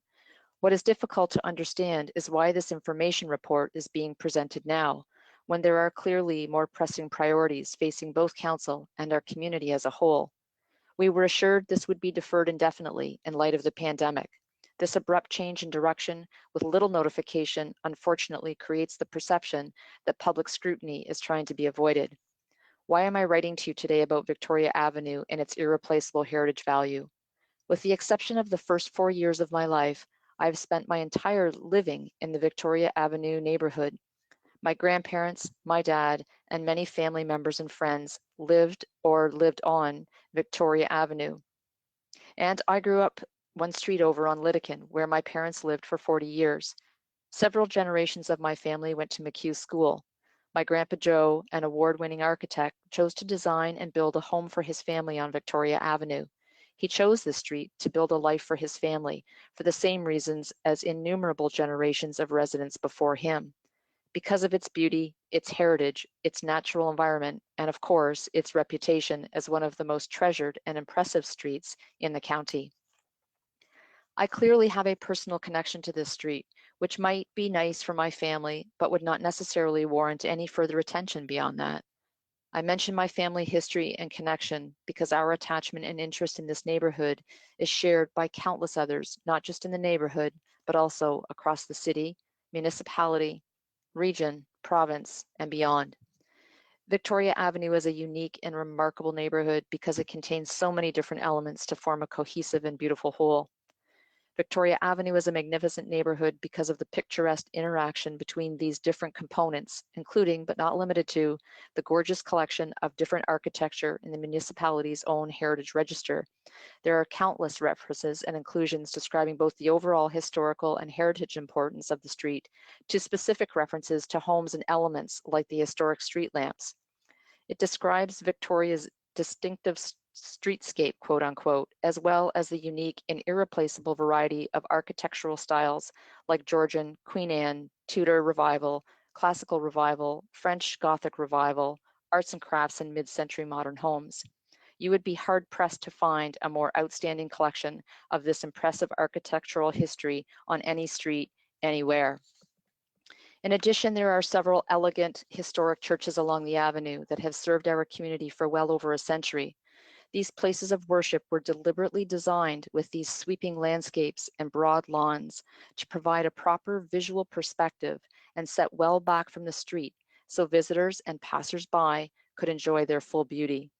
You didn't have to crane your neck to enjoy the gorgeous brickwork or stained glass windows on their facades. Removing the sidewalks, trees, and boulevards will destroy this view and overall enjoyment. Some of Chatham-Kent's oldest structures are on this street, as well as some of its most unique.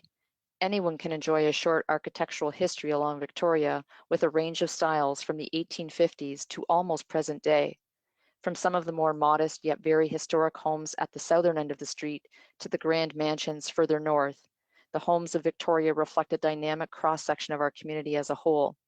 From simple Georgian cottages for laborers and families, to large, sprawling Victorian manses for judges and doctors, to streamlined mid-century modern homes for architects, barristers, and civic leaders, Victoria Ave is a wonderful collection of homes and histories that reflect our community. A large part of this history is the collective visual impact that never ceases to impress anyone who spends time on this street. This impact includes the historic architecture and street lamps, the generous boulevard that not only provides more green space, but safety for people of all ages who regularly walk along this street to head to school, work, or just for fun. Victoria's collective impacts includes the tall, mature trees that provide much needed shade in the summer, as well as beautiful colors in the spring and fall. Victoria's collective impact includes the beautiful broad lawns that lead up to striking homes of all shapes and styles. All of these elements are part of a larger whole. If one or more of these elements is destroyed or altered beyond the recognition, the whole suffers. And once these same elements are destroyed, they are lost forever. Please consider these plans to destroy Victoria Avenue. I support Councillor Bondi's motion to leave Victoria Avenue as is. The Voices for Victoria group overall is puzzled as to why this report was prepared with a proposal that directly contradicts Councillor Bondi's, knowing that his motion was coming forward. Whether intentional or not, this gives the impression that there is a desire to move this forward without public scrutiny or respect for the overwhelming public input that is in favor of leaving the street intact. Victoria Avenue is, in every sense of the word, the anchor to one of Chatham-Kent's most historic neighborhoods. Please let it remain so. Thank you for your time and consideration. Alison Story. Thank you. The next deputation is from Reg Janur. Your worship and members, at the outset, please let me apologize for the 11th hour of this letter. I did not read the agenda for the upcoming meeting until the weekend. Near the end of March, Councillor Bondi gave notice of a motion with respect to proposed reconstruction of Victoria Avenue. Clearly, he wishes to speak for tax-paying CK residents who attended a municipality-sponsored meeting at Sprucedale United Church on February 20th. The obvious intent was to garner support for their proposal. Clearly, they failed miserably. Local residents hastily arranged a meeting at Blessed Sacrament Church, which was attended by about 100 persons who were of common mind to stop this planned project as was presented. There was absolutely no objection to updating the water and sewer lines, but a roundabout, asphalt to accommodate bike lanes, sidewalk renovations, and tree removal were all considered unnecessary, undesirable, and unaffordable. Lawn signs, wrapped trees, and t-shirts soon appeared in the city and beyond. The media became passionately supportive of the desirous of saving Victoria. There is little doubt that it is the intent of Councillor Bondi scheduled for Monday. Ironically, the very next item is, whether by accident or design, an information report on Victoria Avenue infrastructure renewal in Chatham. It seems to this layman that this is a blatant attempt by administration to have you defeat the motion of Councillor Bondi, potentially approve the administration report, and ignore taxpayer sentiment. As are you, I am unaware of that which administration is going to present. Perhaps the following could be considered. Speeding, for the most part, is north of McNaughton. Consider a three-way stop at either Victoria and Jackson or Ardley. It works at Amelia. If left turns from Victoria to McNaughton are a problem, try an advanced green. In any event, please say Victoria. Most sincerely, Reg Janur. And our last deputation is with regard to item 13G, the motion by Councillor Pinsino regarding the Infrastructure Committee. This is by Harry Lawson on behalf of the Kent Federation of Agriculture.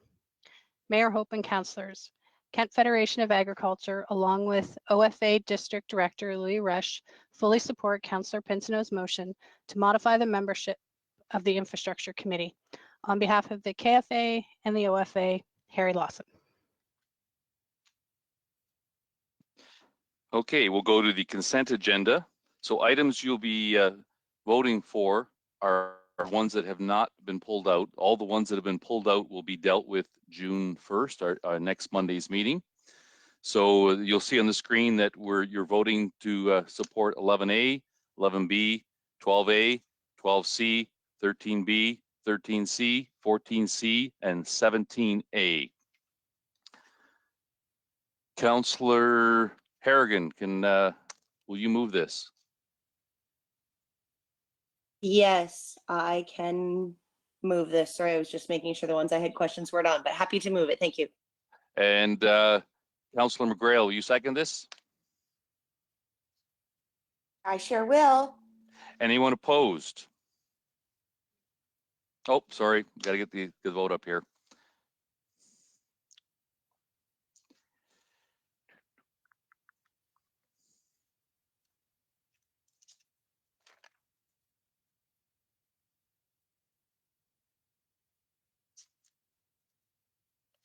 All votes are in. Motion passes. All of those reports indicated above have been approved.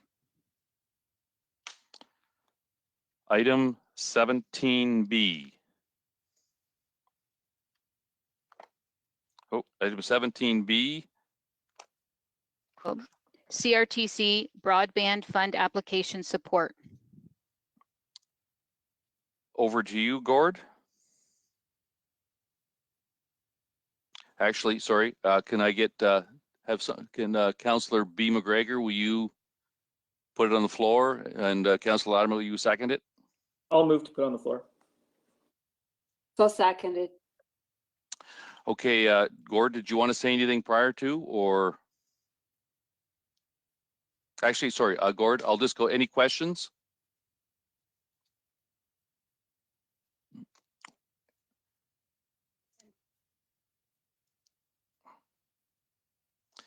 Councillor Pinsino. Thank you, Worship.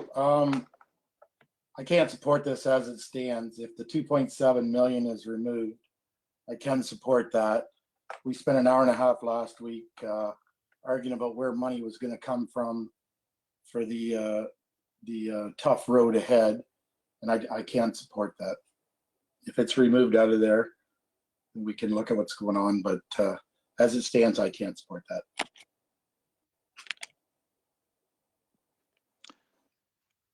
Councillor Oche. Thank you, Your Worship.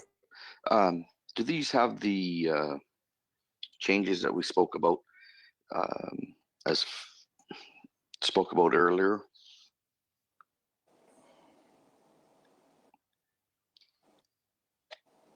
As far as guarantees, I guess, if that would help. And Councillor Oche, in the first recommendation, halfway down, it does say Chatham-Kent in accordance with the plan presented to council and administration in closed session. Do you see that in the middle of number 1? Yes, I do. I just wanted to make sure that that includes everything that we spoke about. Seeing no other questions, we'll put it to vote.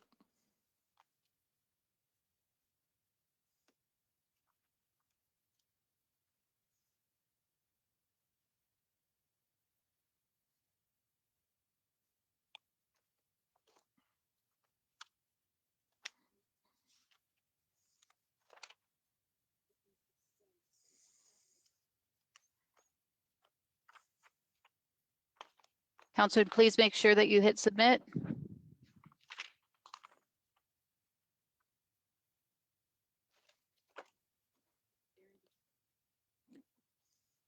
All votes are in. Motion passes. Okay, we're going to go to 13E. Councillor Bondi. Thank you, Mayor Caniff. I, Councillor Bondi, move that Victoria Avenue underground infrastructure proceed as planned. Victoria Avenue's original design, including original sidewalks, boulevards, two-direction street traffic, and original lampposts be maintained. The area from McNaughton Avenue to Thames Street not incorporate a multi-use asphalt path. Victoria Avenue would not appear any differently after construction than it is today, as it has been for almost 200 years, aside from perhaps road narrowing and speed humps to calm traffic. Any and all trees that were slated for removal be retained and appropriately trimmed. All trees on Victoria Avenue within the scope of this projected project be properly maintained and therefore not removed. This is compliant with recently adopted Municipality of Chatham-Kent official policy. Retaining the original design of Victoria Avenue prevents the creation of asphalt strips adjacent to the roadway. This will keep the walkway on Victoria Avenue safe for all pedestrians. All cyclists will continue to safely travel the roadway of Victoria Avenue. Not removing 6 meters of green grass and replacing it with asphalt complies with the municipality's recent declaration of a climate emergency policy. The money saved by not redesigning Victoria Avenue and simply replacing the underground infrastructure be directed to various needs throughout the community. Signed, Michael Bondi, and that was on March 2nd of 2020. Okay, Councillor Crew, are you going to second that? Yes. Okay. Yes, I'll second it. Councillor, okay, back to you, Councillor Bondi, and then Councillor B. McGregor. Oh, thank you, Mayor Caniff. I won't go on about this. Council, obviously, you've heard from the public. There's overwhelming, support to not change the streetscape of Victoria Avenue. I'm an avid biker, not so much now that I'm in my 50s, but in my youth, I've driven my bike to the United States, to London, Chatham, Erio, innumerable times. So it's not that I'm against bikes, cycling, obviously not. or bike paths. This is just the wrong spot.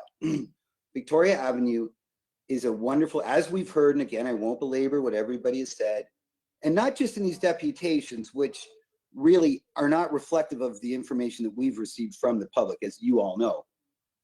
But Victoria Avenue is a gem.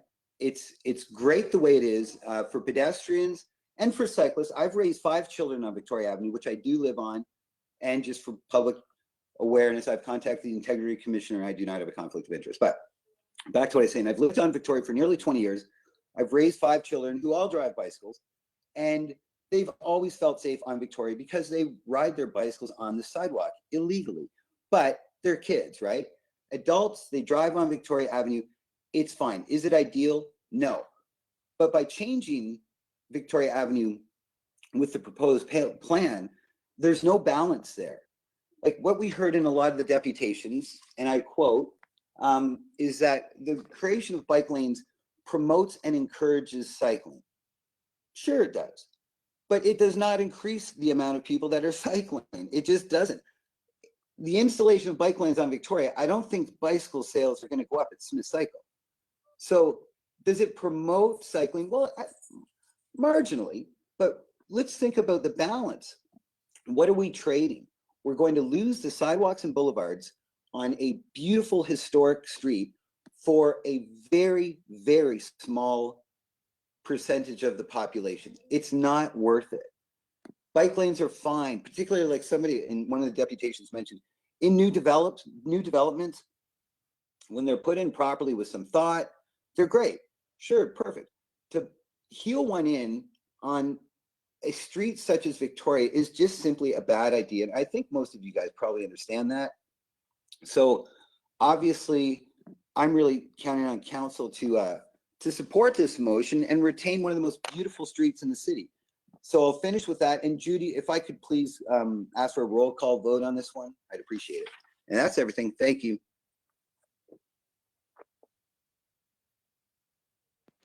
Councillor B. McGregor, and then I understand Mr. Kelly has a few slides to present. Thank you, Mayor Caniff. Just to start, I do have a slight amendment to be added as an extra item. I did speak to Councillor Bondi about this, so I anticipate it is likely still friendly. And I've sent this to the clerk already. It's that the municipality of Chatham-Kent develop and implement a tree street cover policy to maintain and encourage tree coverage by continuing active surveillance and maintenance of trees on municipal right-of-ways, including replacement when required.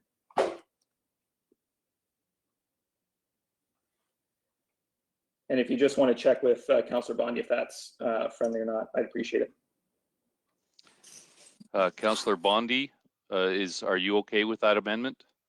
Yeah, sure, that's a friendly amendment. Okay. Councillor Crew, are you okay with that? Yes, I am. Great, and I do have a number of questions that have been forwarded to me from the community, some questions of clarity.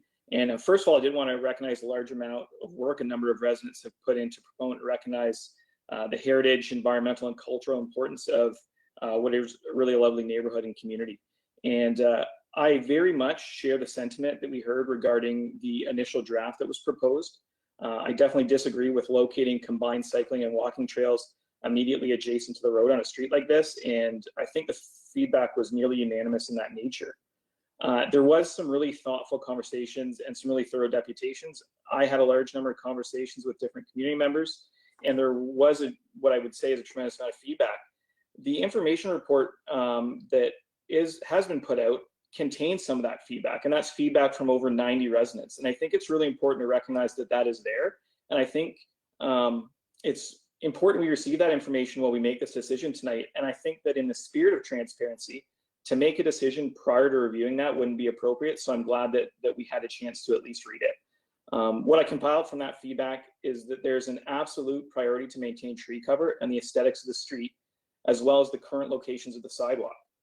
In discussion with one of the organizers of the online Save Victoria group early in this process, she did mention that she felt the intent was not to be Victoria against bike lanes. Rather, the intent was to make sure that sidewalks remained where they are and that there was no loss of the 20-some trees that there was some miscommunication about. as well as a near unanimous desire to not see a roundabout. That's a direction I agree with and I think is very reasonable. So I do have a few questions about the project and about this particular motion and how it relates to the project. So I think most of these questions will be from Chris.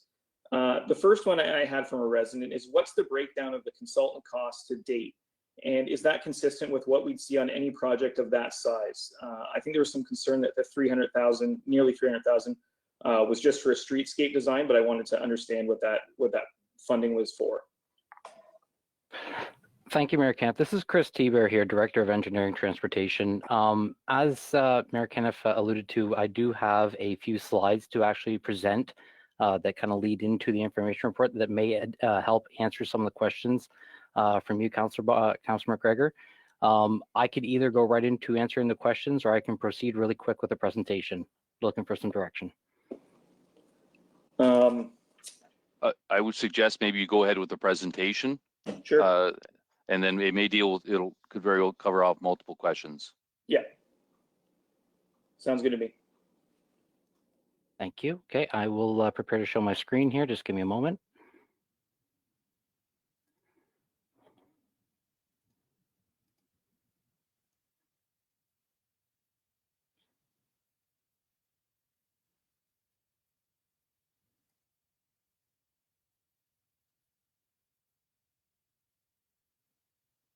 Just verifying which screen you are seeing. So right now, Chris, we can see Victoria Ave infrastructure renewal, a larger slide for that, and then the next slide on deck. How about now? It got switched? Nope, we still see the same thing.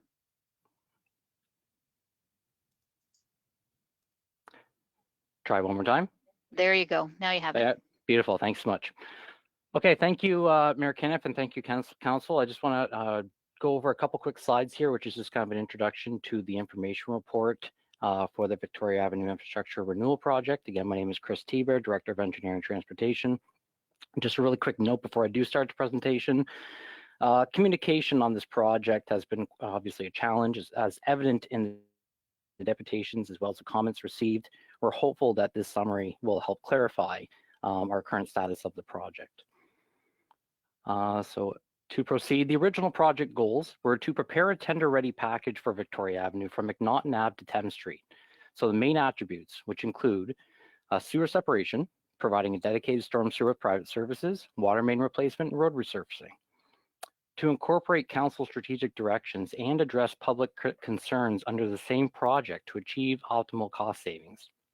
So in accordance with council's 2018 to 2022 term priorities under health, which is to expand trails and active transportation and promote physical and a healthy lifestyle, as well as growth, which is to improve transportation, public transit, and active transportation options.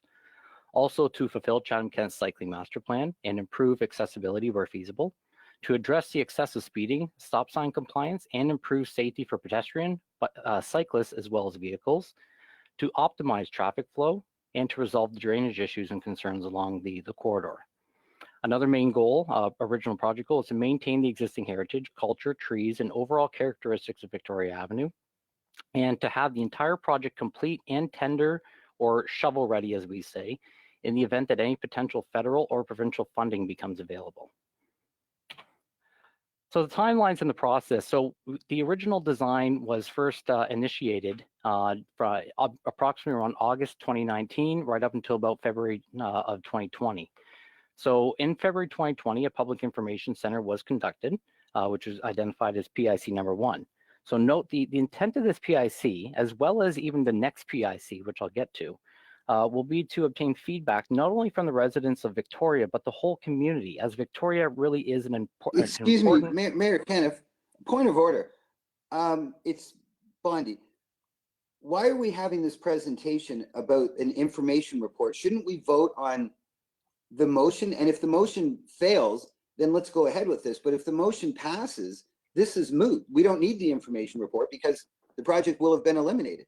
So I feel like I'm getting kind of railroaded here by, we're getting, you know, a sales job on this project. We've been through the proper process. of a motion. So should we not vote on the motion first? If it fails, we go to this? I've been there 11 years, and that's the way I see it. Okay, what we're looking at is just clarifying information. There was questions asked by councillors, and they were asked to, this will answer all the potential questions to support or your Yeah, but those recommendation. questions haven't been answered. Those questions haven't been answered. They're answering questions that haven't been asked. So I just feel I'm getting a staff sales job against my motion, which to me is unfair. Council has had months and months to examine this thing. I move that we vote. We vote on it. If there's specific questions, great. This is a sales job. This is okay. Well, I just to interject on a point of order as well.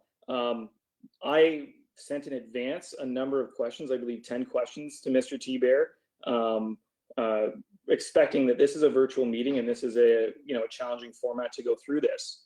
And so, I mean, if you prefer, I can run through those 10 questions, and it might be slower than looking at this this process. And I think that great. I've got all night, Brock. Let's do that. Let's go in. Oh, I'm just, that's, I mean, that's okay, where this information comes from. Right. Okay, Councillor Bondi, based on that, based on that, I'll default over to Councillor B. McGregor, and he can ask all his questions. And the idea of this presentation so was can we to remove answer those, but if you prefer they done in a different format, okay, we'll do that. Thank you. Councillor B. McGregor, the floor is yours.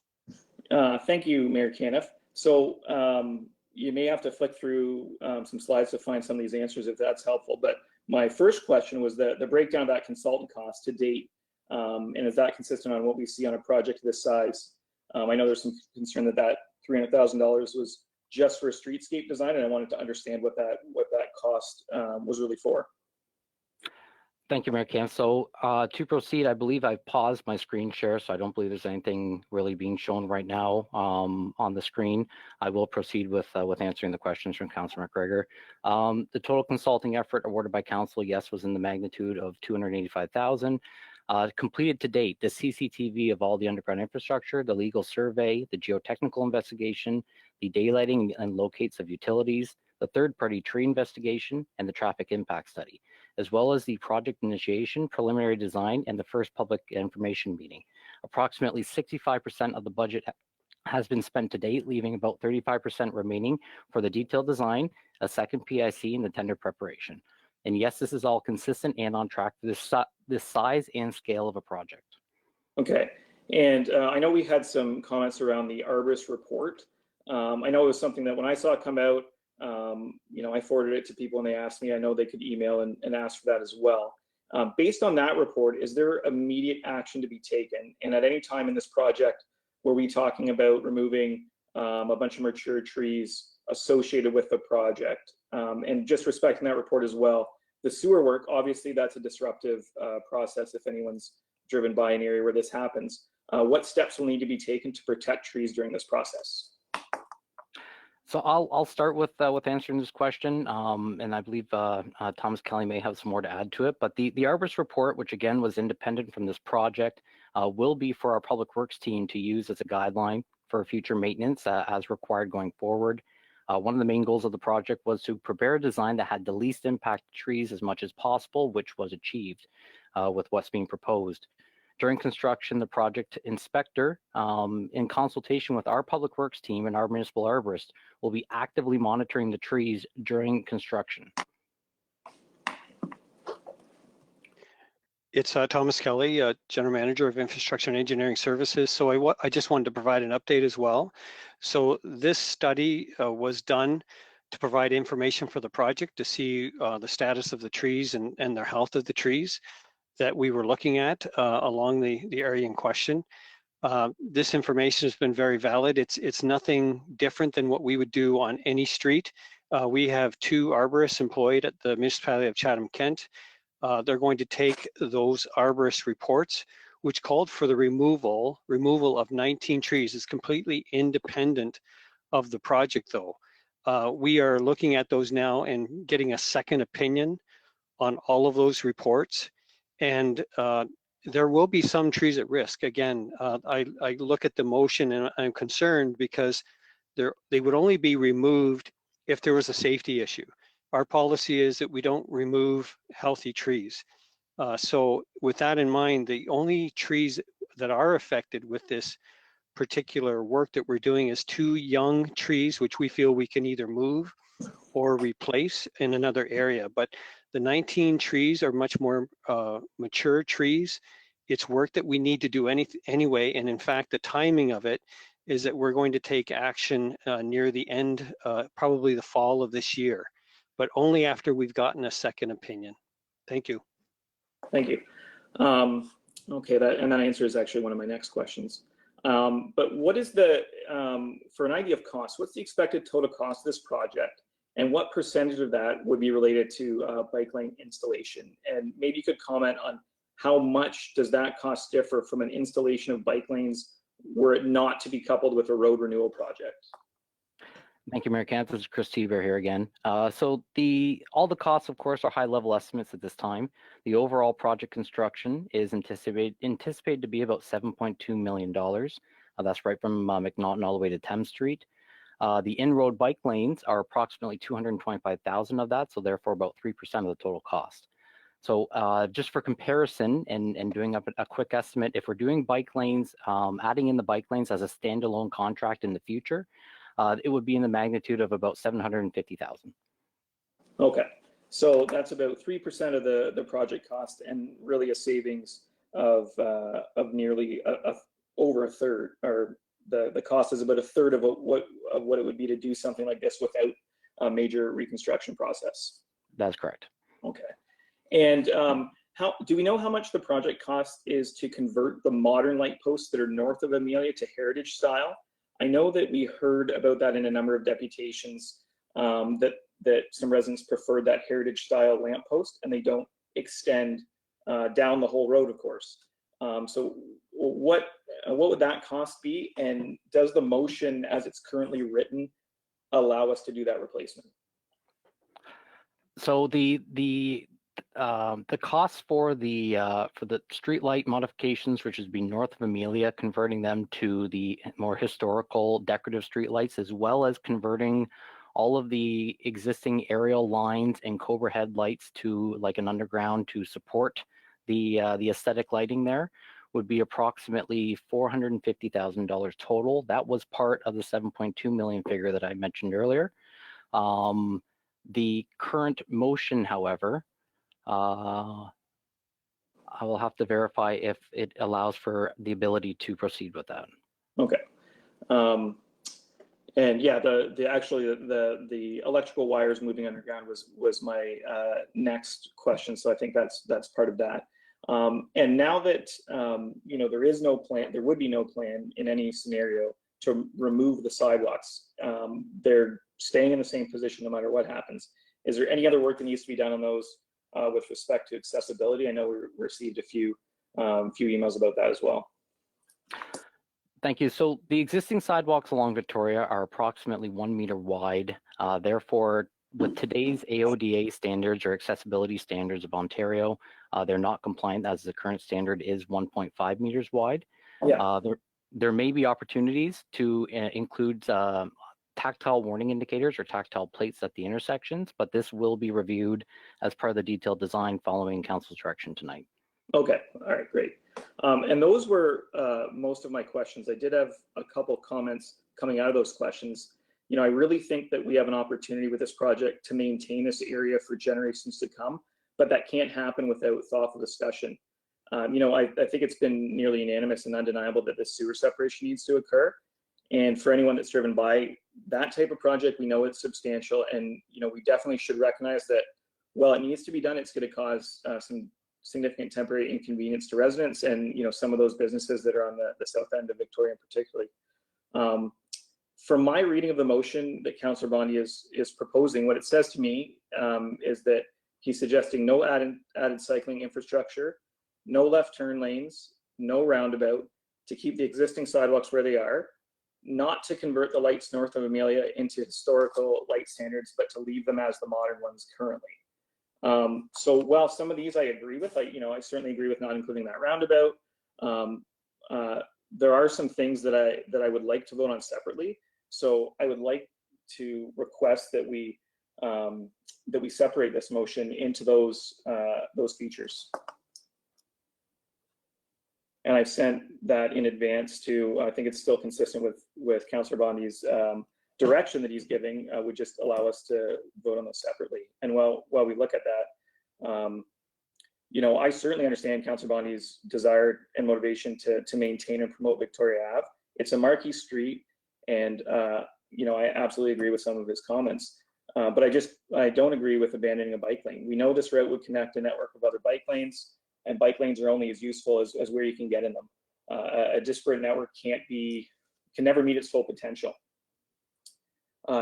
If we learn that the bike lane inclusion was going to result in the removal of a number of mature, beautiful trees, I would absolutely oppose it. This isn't the case. We know we can do it without disturbing the aesthetic of the street or damaging the tree canopy. What it does is increases usability of what is really a beautiful community asset. It increases safety, not just for cyclists, but pedestrians and vehicles as well. I did reach out to police services with some questions around the relative safety of cycling without bike lanes compared to within bike lanes, compared to on sidewalks, for example. Deputy Chief earlier responded with some outlines around the educational work they do for bike safety, which of course is on hold right now with COVID distancing requirements, but is really something important to the community. And he did provide some statistics. We did have 108 reported accidents involving cycling over the past 3 years. In his communication with respect to safety, the Deputy Chief communicated that of course education is key, but considering built space purely from a road safety perspective, lanes that are singular use and utilize physical barriers with appropriate legislation are ideal. Of course, on this street, we don't have the option for the separation of physical barrier, but we can include single-use lanes, keeping cars, cyclists, and pedestrians where they should be. I think it's important to note that we need to take active measures to maintain the tree canopy for years to come. That's an overwhelming message from this. When a tree on a municipal right-of-way falls or is damaged or is no longer safe, the municipality should be investing in replacement. If we look at historical photos of Victoria Ave, someone had the good foresight to plant all those wonderful trees, and we are the lucky beneficiaries. As a service to future generations, I think we need to do our part as well and make sure that we can maintain this for generations to come. And those are my comments, and I've already sent off that separation. That's all I have to say, but I do again want to thank all those that provided feedback, the 90 comments that are in the report, the emails, phone calls, and deputations. Thank you. Okay, so we'll put up Councillor B. McGregor's items. Now, Councillor Bondi, does this represent the items within yours that we can separate out and vote on separately? No, thank you. It runs contrary to my motion. My motion says no bike lane. So no left turn lanes, no additional cycling infrastructure. Well, that's my motion. So why are we voting on it separately? My motion is to maintain Victoria Avenue, the design it is today, post-construction, it's returned to where it is. So that's my motion in its entirety. So I disagree, and I do not want it separated into 6 different. It's my motion, just vote on it. If you don't like it, vote no. It's simple. So I'm not agreeing with this. Mind you, I'm getting railroaded anyway, because you know why we're even forced to be here tonight is because I asked for that information report to be shelved, and that wouldn't be done. It was refused. We shouldn't be having this meeting virtually in the first place, but here we are, right? So I'm not feeling this is being dealt with properly. So now we have motion by Councillor Bondi, Victoria Avenue reconstruction. Well, I didn't write that. That's not my motion. Why don't we put up my motion and vote on it? I didn't write this, so I'm not agreeing to this. I did not write this motion in 6 places. So Councillor Bondi, this is legal. Yes, Judy. Sorry, that's okay. Just to clarify, so we have what your motion is, and you did do a friendly amendment with Councillor Brock's 1 paragraph. I think Councillor Brock McGregor is he's summarizing what he thought your intent was for this, and he wanted to separate it out to he wanted to separate it into 6 votes. And if you do not want to do that, we won't, and we'll just vote on your motion right now. We were just trying to clarify with you if you were comfortable with that assumption. No, I'm not really comfortable with somebody else writing my motion, so we can vote on my motion. If you don't like it, vote no. It's simple. Roll call vote, please. I have a point of order to make. So in meetings, when motions come up, we frequently move to separate items, as we actually already did today. And that's irrespective of what the mover says about that separation. And I know I discussed this with Councillor Bondi to avoid this particular issue, because I think what we saw in the deputations is that we have all these different components that are within this one motion. And I'm not regretting the motion to say something that Councillor Bondi is not saying. Those are, he's asked for no bike lanes. He's asked for the street lights to not be changed to the heritage lights. That's what his motion, the outcome would be. So asking it to separate so we can vote on those separately is just normal procedure. And without doing that, No, it's not. No, wait, it's not. You've rewritten the motion, and the historical bike or the historical lamp post, that's not part of my motion because it's not. If we want to go down that road eventually, that's fine. But you've rewritten the motion, and I do not agree with it. So if my motion fails, Brock, you're welcome to bring back those 6 things at another meeting, and we can vote on them independently. But as Judy just said, we should vote on my motion, and I would like to see us do that. Can I have a opinion from the clerk or the? I'm going to interject here. Excuse me, point of order. I'll interject. So first off, what we'll do is Councillor Bondi has asked for a vote now. We'll need to vote. If everyone wants to vote on this right now, we'll put a vote to vote on it. I've got 1, 2, 3, 4, 5, 6 speakers up there wanting to speak. So we'll look at that, knowing that if this is turned down, Councillor B. McGregor can then put up his motion. I've confirmed this with the clerk. We can put his up and you go through and vote on those. But so first off, we're going to put that up and saying Councillor Bondi has asked for a vote now. And I want council to decide whether we want to cut off discussion and just vote on this motion as it stands right now. So this is a motion to call the question. And this will cut off any further discussion. Then we will go into approving or not 13E in its entirety. So we'll pop up what we're going to. So if Councillor Bondi wants to call the question right now on his exact motion as written with the friendly amendment, he will need a seconder and we'll vote on the motion to call the question.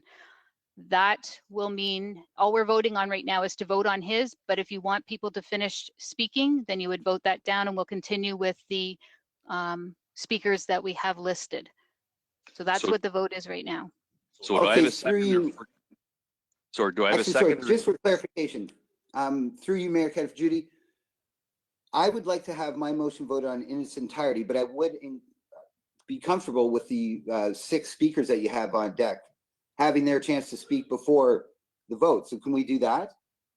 So then you're not calling the question right now. You want to finish off, but you just haven't agreed to separate the question as Councillor McGregor has asked. So then what we could do is we could vote on your motion after all of the speakers are complete. If that motion passes, it passes. If that motion fails, then Councillor Brock McGregor could put on any motion that he so wishes. If it's in contradiction to what we just approved, then we would need a motion to reconsider at the same meeting. Right. So if my motion passes, then we're finished. We move along, right? Correct. Unless there's any other motions that need to be made. But that are not contradictory to this one. Correct. Okay, that sounds good. Thank you. All right, we will proceed on then. Councillor B. McGregor, do you have anything to add to the discussion before I move on to the other speakers? Yeah, I would just say that I have no desire to do this in an inappropriate way. I think that I am trying to be transparent, and those are the things that are maintained within Councillor Bondi's motion. And I know that there's some interest in voting on them separately, and that's my intent. So I have no problem. I support some of the things that Councillor Bondi's brought up there. I have no problem supporting some of them. And unfortunately, I'll have to vote against this motion, and then we'll have to, I guess, revisit the bullet points again if that's the way it goes. But yeah, I agree that we should definitely finish the speakers and hear what everyone has to say. All right, we will continue on with the 6 speakers. So I got Councillor Crew followed by Councillor Oche. Thank you, Mayor Caniff. I'm not quite sure where we're going now. So I had some amendments, but now I think they'll be contrary. So I think I'm just going to yield the floor to the other 5 speakers at this point. Councillor Oche, followed by Councillor Wright. Thank you, Your Worship. One of the deputations said that they had taken out quite a few trees on Victoria in the past and have never replaced them. Is there a reason why we've never replaced them?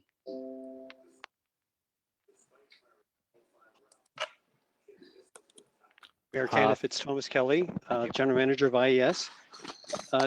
Council actually passed a tree bylaw back in 2001.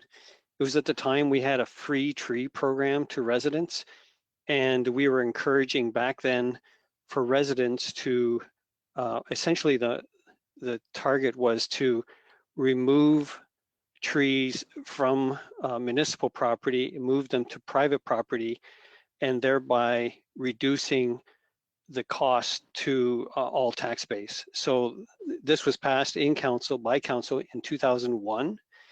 And there are some provisions where we can replace those trees, but for the most part, we've been following that direction. So what happened though in 2013 is that council eliminated the free tree program as well.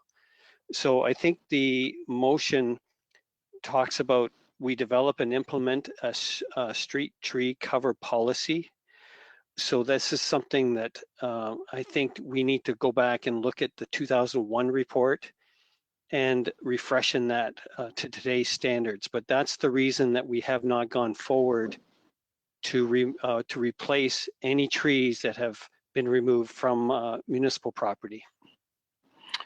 Okay, through you, Your Worship. Now with Councillor Sakatchi's motion on the 1 million trees, could we not use some of those to be planted along that road or that street? I know it is a beautiful street, and I'd love to see more tree coverage on it like it was at one time. So could we not use those trees? Thank you, Mr. Mayor. The answer is yes. One of the things that we would like to do, and what the previous 2000 report identified, is that we also want to choose the right trees, trees that can grow in that area, trees that require minimal maintenance as well. And that is something, the details that we need to look into to determine if we're going to replace trees now on municipal property, that they're the right kind, that they're going to stay healthy in the environment that we have, and also there's minimal maintenance. So yes, it's a possibility. We just, again, my recommendation is we go back, look at that information from that report and also the 2001 report and update it to 2020 standards. Okay, thank you. Councillor Wright, followed by Councillor Solomon.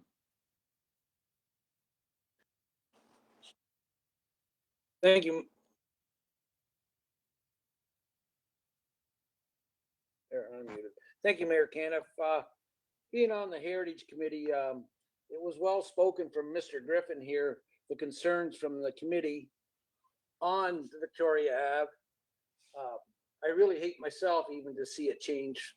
It's one of the most beautiful streets you have in Chatham-Kent. I'll leave it at that because it was spoken well from the Heritage Committee. Thank you. Councillor Solomon, followed by Councillor Harrigan, and then Councillor Sakatchi. Thank you, Your Worship. My hand was up because I have a question for the mover of the motion, just to explain part of the wording. And it is in the first paragraph where it says in the second to last sentence, aside from perhaps road narrowing and speed bumps to calm traffic. I can tell you that I'd like to know what that means. I'm not in favor of speed bumps anywhere, because once one street asks for speed bumps, or once you put them in one place, it only opens up. Then what about speed bumps on this street? What about speed bumps on this street? And it becomes a endless task of narrowing streets and putting speed bumps in. Other than that, once I get that answer, I mean, what does that mean? Could that be removed? The words aside from perhaps road narrowing and speed bumps to calm traffic? Councillor Bondi? Or does that? Thank you, Mayor. Yeah, and Councillor Solomon, yeah, as you aside from perhaps road narrowing and speed humps to calm traffic. So it's not a direction to do, just a perhaps if they were deemed necessary. But if you're comfortable removing that, I think we could do that. And if IES wanted to come back to us during construction with some speed calming, which frankly, I really was including that as kind of a compromise because, yeah, Victoria is a little fast, but anybody that lives on Victoria has, when they purchased their home, Victoria was pretty fast. Like people that live on LaCroix, Mercer, etc. We live on a quick street. Like you don't let toddlers play in the front yard. That's just the way it is here. So that was kind of a compromise thing. But if you feel, you know, that should be removed and that could be addressed, that's really a question to staff. If it is removed from the motion and there is some traffic calming method that maybe hasn't been thought of quite yet and came back during construction, then that would be fine with me. Okay, so Councillor Crew, are you okay with removing that? Yes, I'm okay with removing it. Okay, so we'll remove after the comma, aside from perhaps road narrowing and speed bumps to calm traffic, and we'll just put a period after 200 years. Thank you.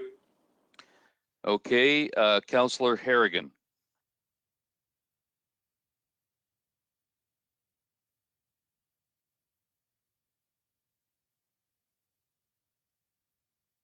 Can you hear me, everyone? Sorry, I had Now we trouble can, yes.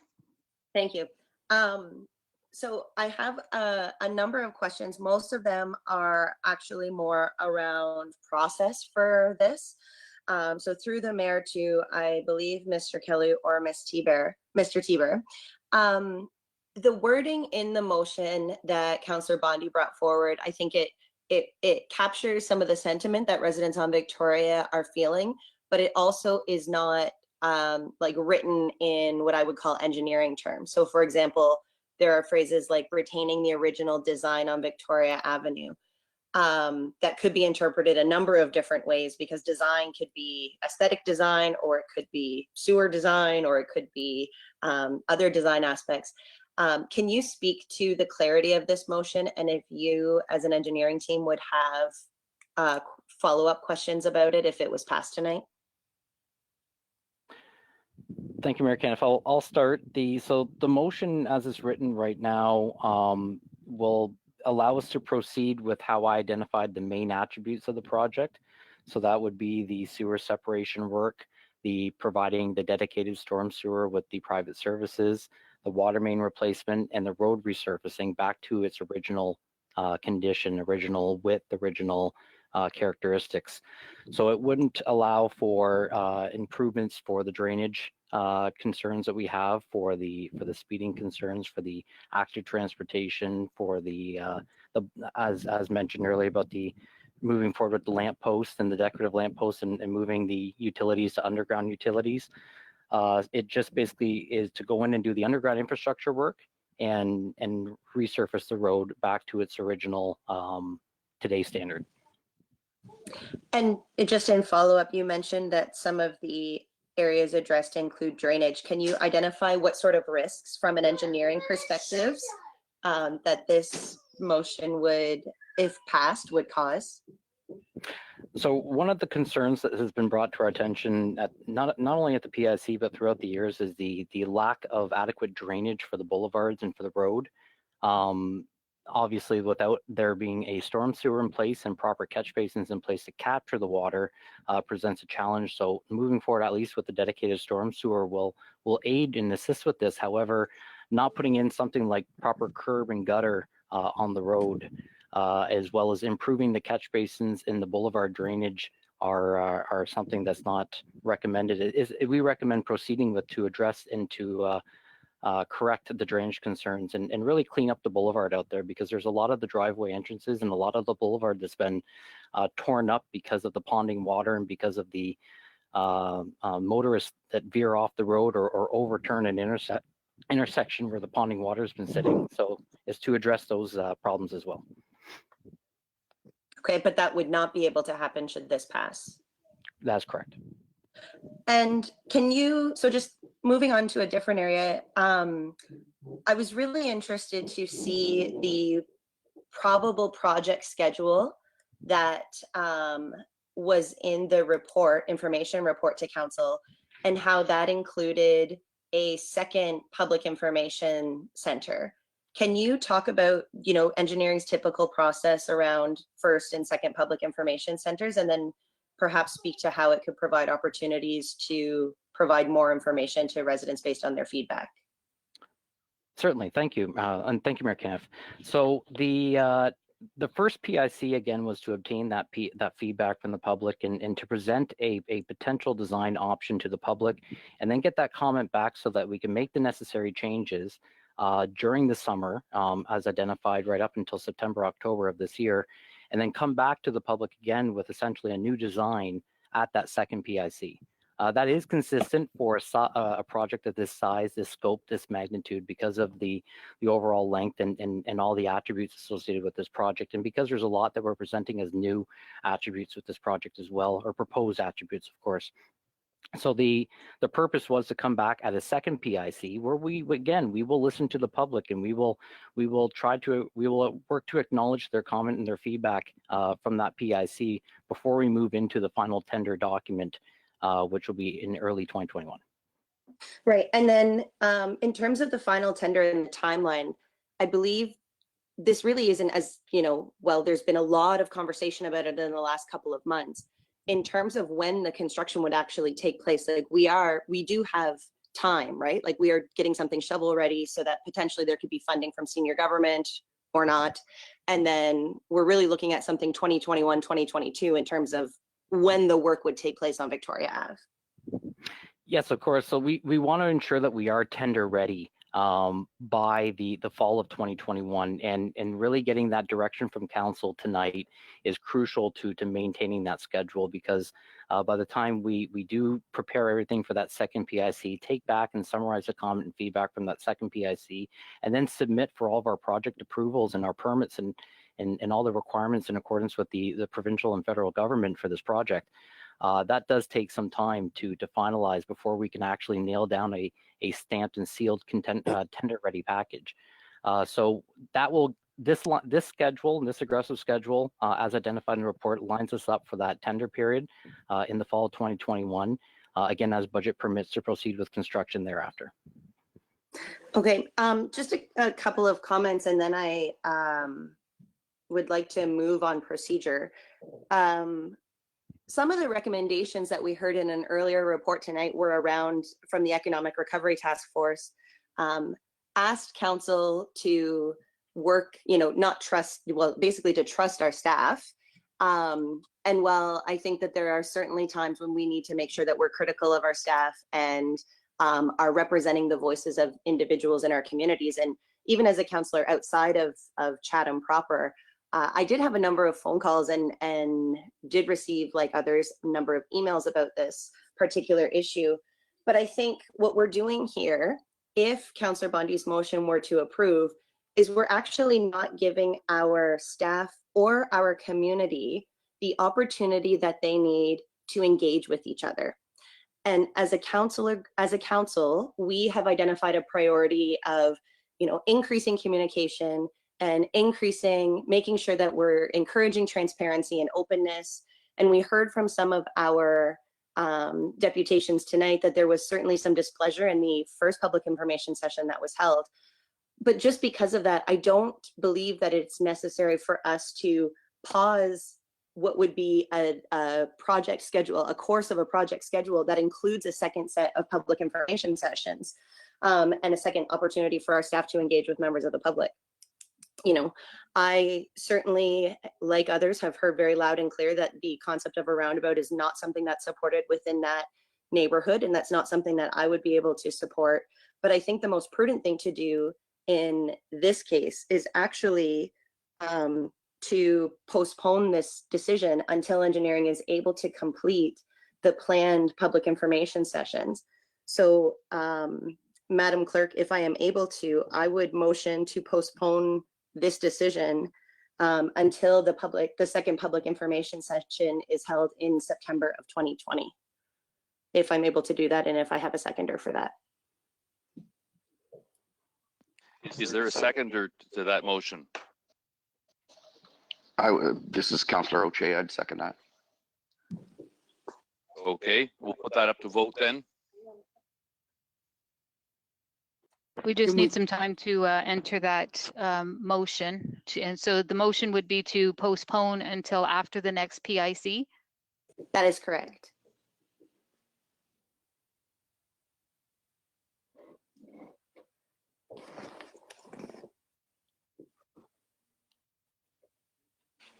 Raise, hand raised. As we're waiting for this motion to be put up, is there any questions regarding specifically this motion? So if you clear your hands from the previous and just put up the note, if you want to talk about specifically this motion to defer, I'm going by who's been up there. So we've got Councillor Sakachi. Did you want to talk about the deferral of this specifically? Yes, Your Worship. I did have some of my comments that I was looking to make was somewhat similar to Councillor Harrigan's comments. My question is to Mr. T-Bear. If this motion is successful and the motion, sorry, Councillor Bondi's motion is successful, what would happen if you were to have to upgrade the road at another time? Would that have to come under our road improvement policy? Thank you, Mayor Caniff. So a request to upgrade the road, because all the infrastructure, like the physical infrastructure, the road and the underground infrastructure will be adequate, that would be a motion of council in the future to request an upgrade to include features that you're speaking to. So it wouldn't have to be petitioned if they wanted to do that at a later time. It would have to be a motion through, because that's where I'm confused. Because I mean, I'm going to support Councillor Harrigan's motion because there is some things in Councillor Bondi's motion that I'm very much supportive of, but I just can't approve a large project like this just based on the motion that has a state. So I'm just curious to see if this doesn't go through and in time the work is done, it's not going to be on all the taxpayers basically redoing some of those sections of the roads. It would have to be conducted under the road improvement policy. Is that correct? Thank you, Mayor Camp. I may ask for further clarification from administration, but just as I understand, our Local Improvement Act speaks to curb and gutter as well as sidewalk, in addition of nothing speaking to trails at this time. So therefore, it would be a municipal tax base inclusion. Okay, so let me clarify, Mr. T-Bear, sorry. So as Councillor Harrigan stated, how the motion is wrote right now, you are not able to address the drainage issues that you are hoping to address through the project. So sorry, if those Councillor Sakachi, I just wanted to that we're looking for questions specifically to that the motion be postponed until the next PIC. So it's related to this motion because I want to know the fact that this motion goes through, if this is going to be something that's beneficial for us to know, if this is going to be, if this would. All right, continue then.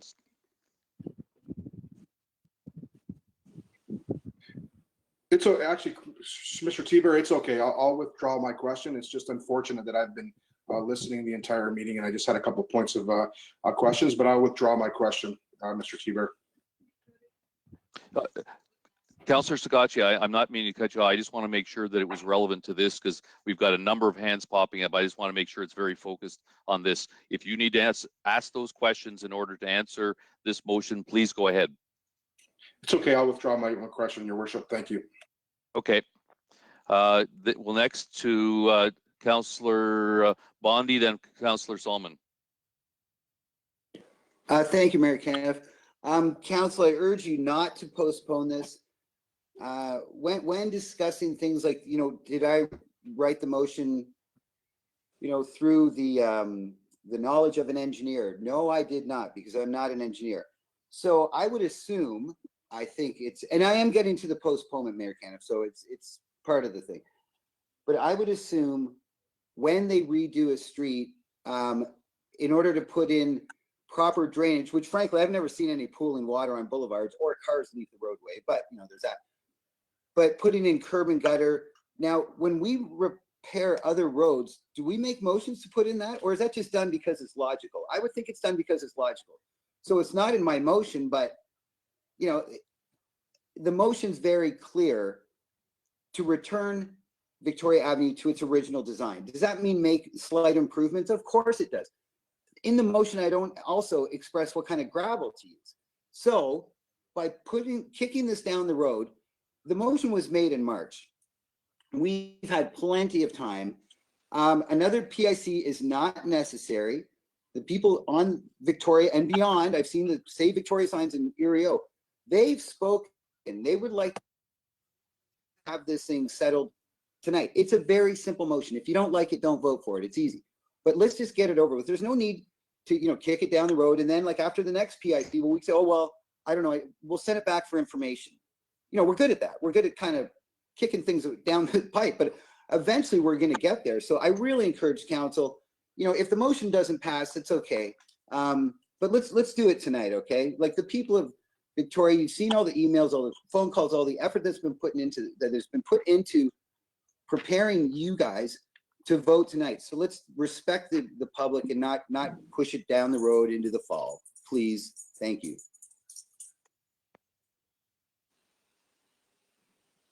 Councillor Solomon, followed by Councillor Crew. Thank you, Worship. Mine was a very specific question. The motion that's on my screen reads that the motion be postponed until the next capital PIC is held. Okay. I'd like some more specifics. When is the next PIC to be held? And how many weeks after the next PIC is held will the motion be back before council? If this motion passes. So my question is as to time.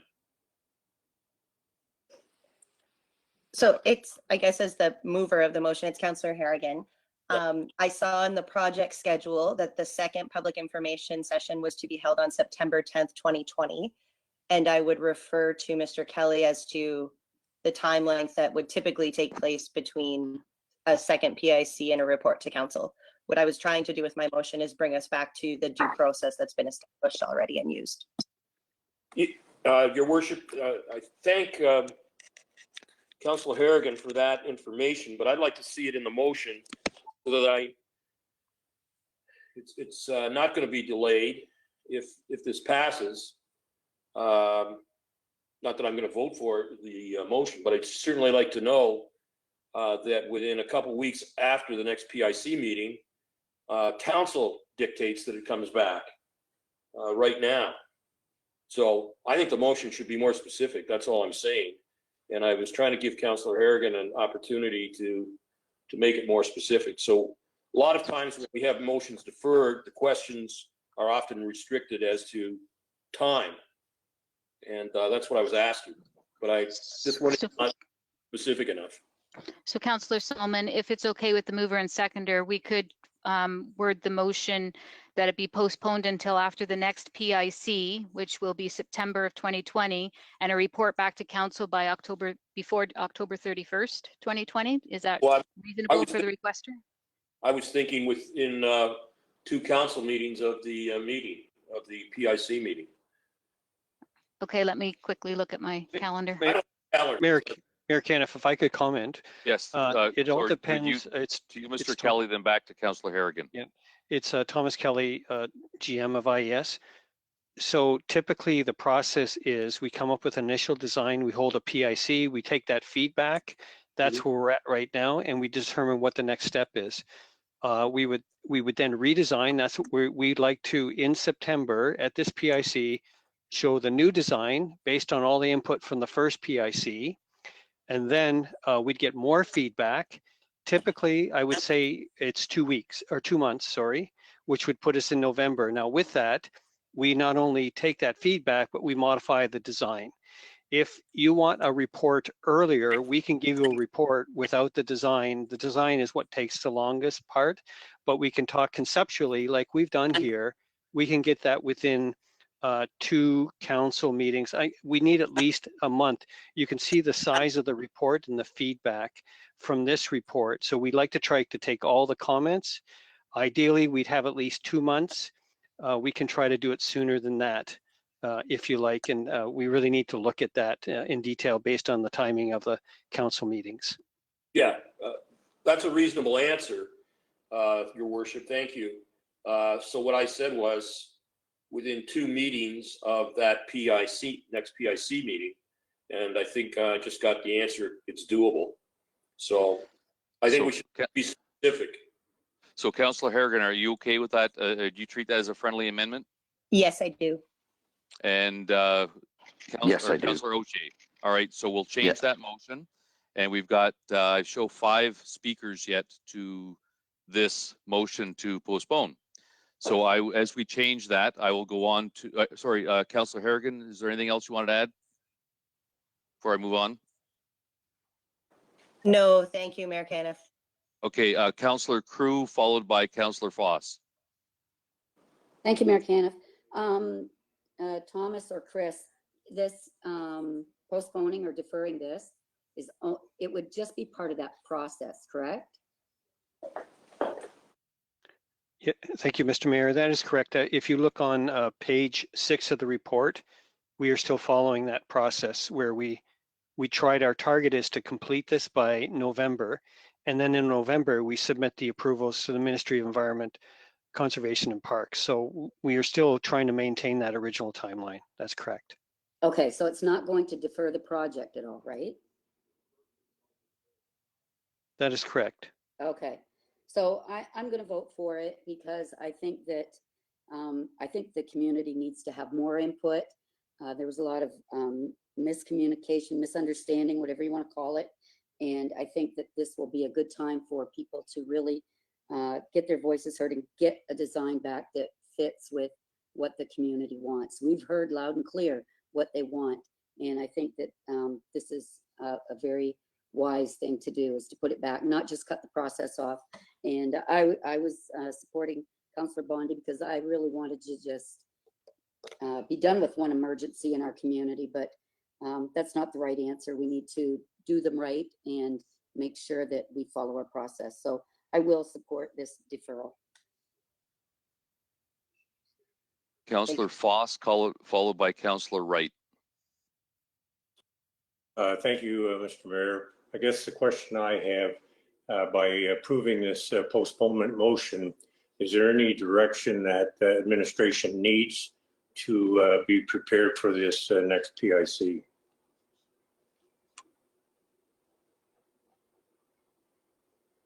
Thank you, Mr. Mayor. It's Thomas Kelly again. So I just wanted to be clear that, again, we're following the typical process, that we're taking the input from the PIC. We're recommending design changes. That's found on page 5, which is called the design intent. It's those assumptions that we will take and input that back into the design process for preparation of the September PIC. So I just want to make that clear. That's, again, that's our typical process. Take the input from the PIC, make changes, and then hold another PIC, get feedback, and finalize. So I just wanted to be clear to council that what you see on page 5 and page 6, this is the direction that we're recommending. Those are the changes that we'll present at the PIC in September. And if you have some concerns about that, you should let us know now. That would help with the overall program timing and costs as well. Yeah, I guess that's where I was sort of going with that, because, you know, there's no sense in having something and then the majority of the people aren't in favor with it. So I'll leave it up to administration as to the next step on that. Well, if I could make the comment, Mr. Mayor, if the roundabout is not preferred, we have recommended it based on compliance issues, speed issues that we've had out there. And if that is 100%, we don't wish to move in that direction, we appreciate that feedback early on. And we will direct our consultant not to include the roundabout, to keep it the same. So when I look through our list of design intent, that is the only one that I think that I'm hearing clearly. It's definitely the only one that we have concerns that right now, and what I'm hearing from council is that they do not wish to move forward with the roundabout. And if that's the case, we are quite happy not to include that in the next PIC, we keep things status quo at that intersection.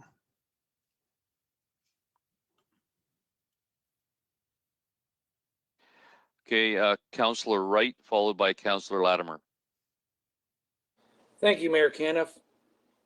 I'm sitting here listening. It sounds like we're getting this consultant back in here again to spend more money. We've already put 285,000 in this, and now we're spending money again. When's this going to stop? I think we got to draw a line on these fees someplace. It's going to escalate and keep going here, and we're not going nowhere. Councillor Bondi's motion was on the floor, and it's got bypassed here already. Now we're on to another motion, and we were already decided that he'd have his vote, and it has passed already. On to the next motion. I'm really confused here tonight. I just can't figure this one out. Thank you. Mr. Mayor, if I could just try to help clarify the confusion. My colleague reported, Mr. T-Bear, that the cost of $285,000 for the consultant is everything you see in pages 5 and 6, that entire timeline. That's what he's paying. So to date, we have not spent that money. We have spent about $180,000 of that. So the remaining 100,000 is to really now take this information. It's all part of the process. It's included in the project timeline, included in the project costs, everything that we're proposing here. So if council want to make changes, they're certainly welcome to do that. If you could just give us that direction, we'd appreciate it tonight, and we can move forward, whatever the case may be. If there's no decision by council and we just want to go with the motion, we will follow the design intent as labeled on pages 5 and 6, which is different from what Councillor Bondi has proposed.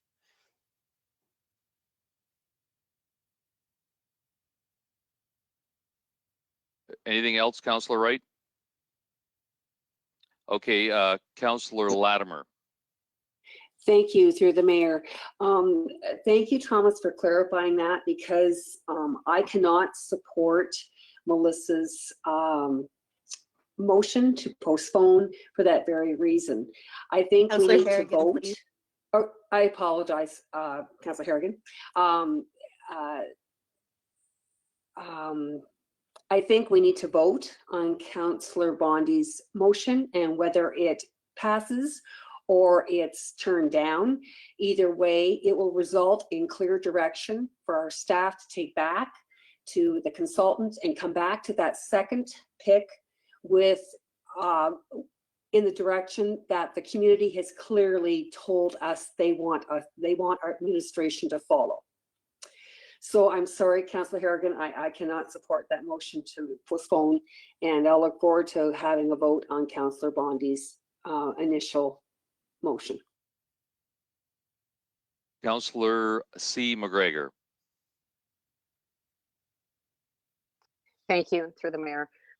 Just in relation to what Councillor Latimer just said. So if I just want Judy to confirm, if this motion fails, we go back to Councillor Bondi's motion. If Councillor Bondi's motion fails, then Councillor McGregor is in a position to make a motion of the recommendations he had earlier. Is that the correct scenario? What would happen?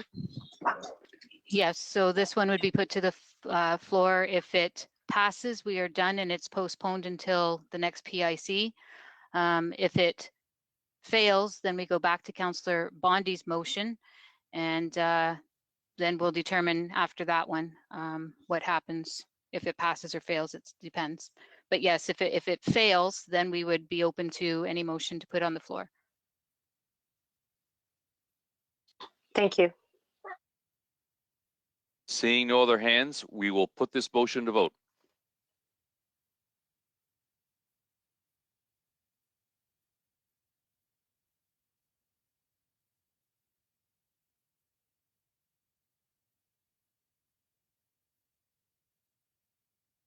All votes are in, motion fails.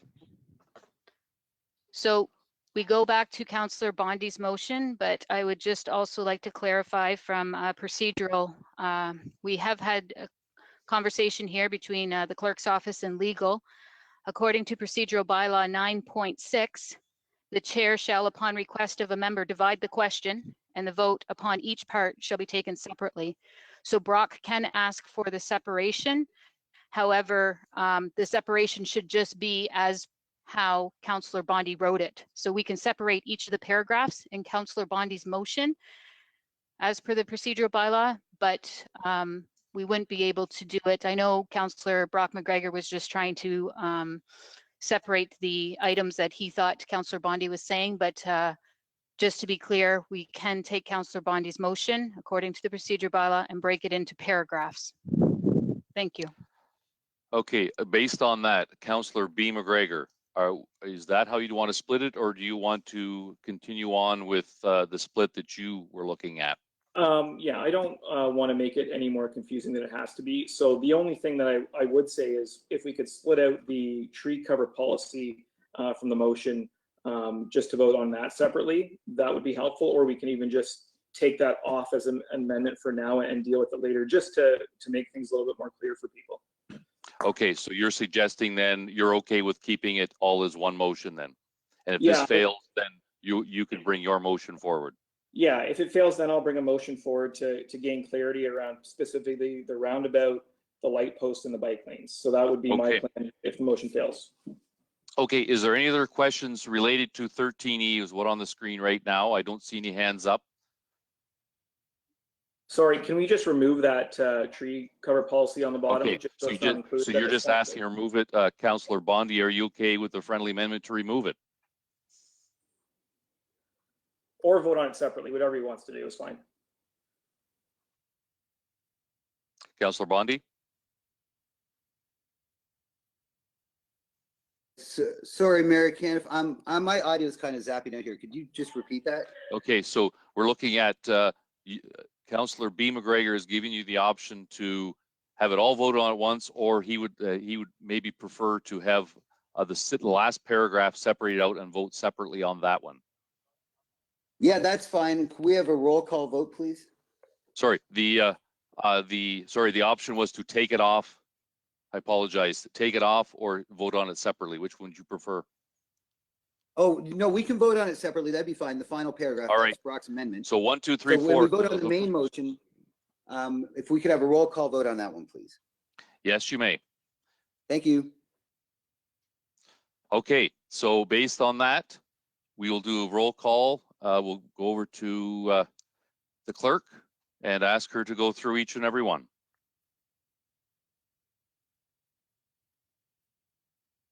Okay, so the first vote will be on Councillor Bondy's original motion.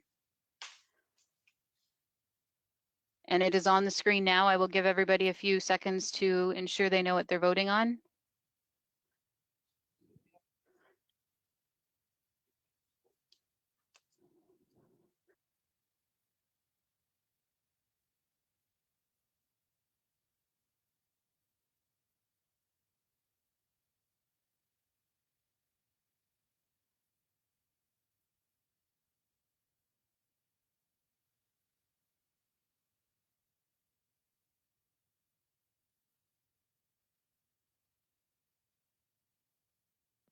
Okay, so here we go. Councillor, Sorry, point of order.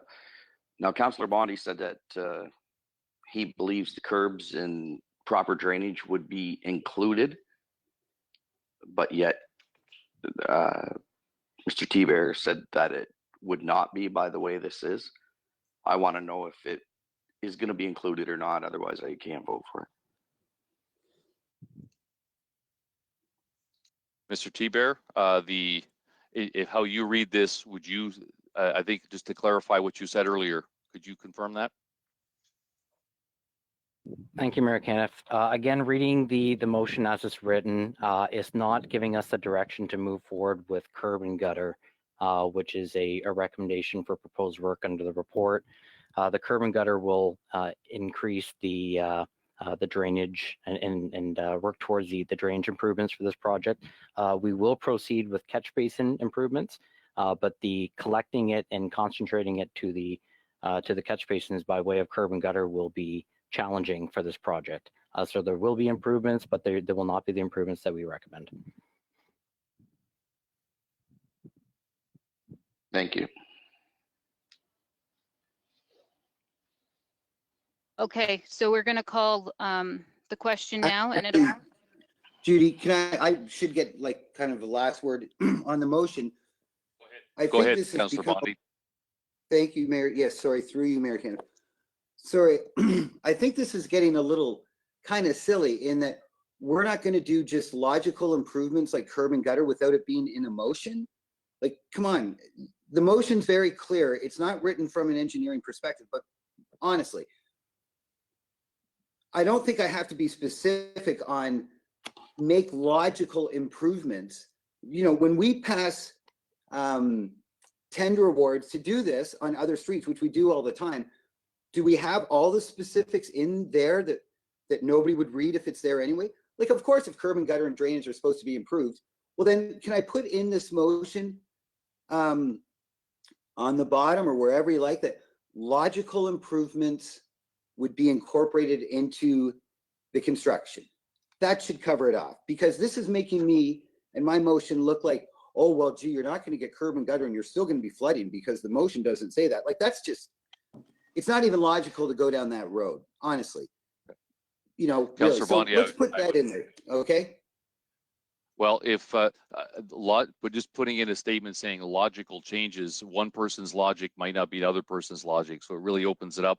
Bike lanes might be logical to some people. That's the issue here, is that where do you draw the line on that? So if you put that in there, that opens the door to all 18 of us could look at something and saying we could all have a different definition of what logical is, and that's my concern with putting in. If you want to put it in, Councillor Bondi, you're more than welcome to. Okay, true, but now we are becoming unlogical in that, you know, obviously, you know, if that's the way we're going to go to beat this thing, then we'll go that way. But you know, anybody listening would understand that this doesn't make. We've gone into silly season; it doesn't even make sense. So yeah, okay, let's just call it vote then. Sorry.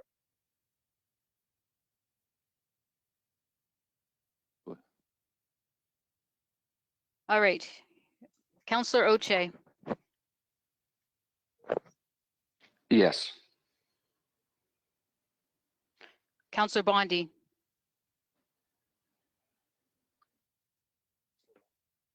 Oh, sorry, Judy. Yes. Councillor Sakachi.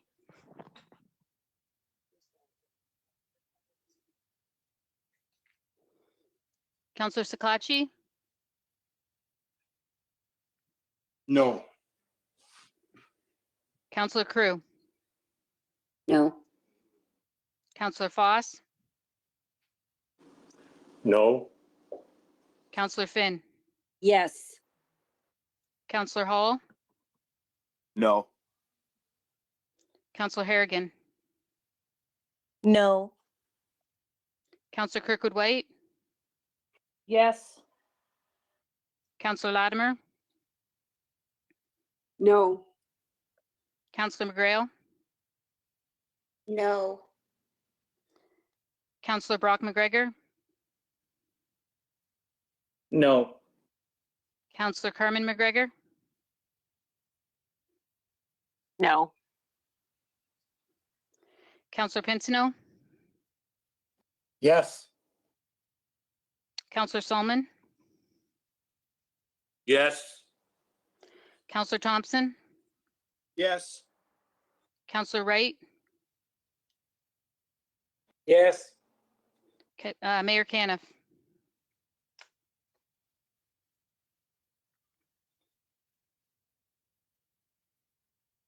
Mayor Caniff. No. 1, 2, 3, 4, 5, 6, 7, 8. Motion fails 8 to 10.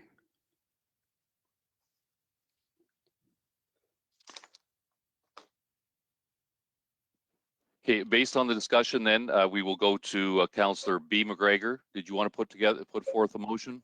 Yes, I sent a motion to Meredith. I believe she has that. essentially says the final design of Victoria Avenue include 1, no roundabout at Stevenson and Victoria, 2, maintenance of heritage light posts, including their use at the north end of Victoria, 3, on-street bike lanes, and then lastly, that the municipality of Chatham-Kent develop and implement a tree cover policy to maintain and encourage tree cover by continuing active surveillance and maintenance of trees on municipal right of ways, including replacement when required.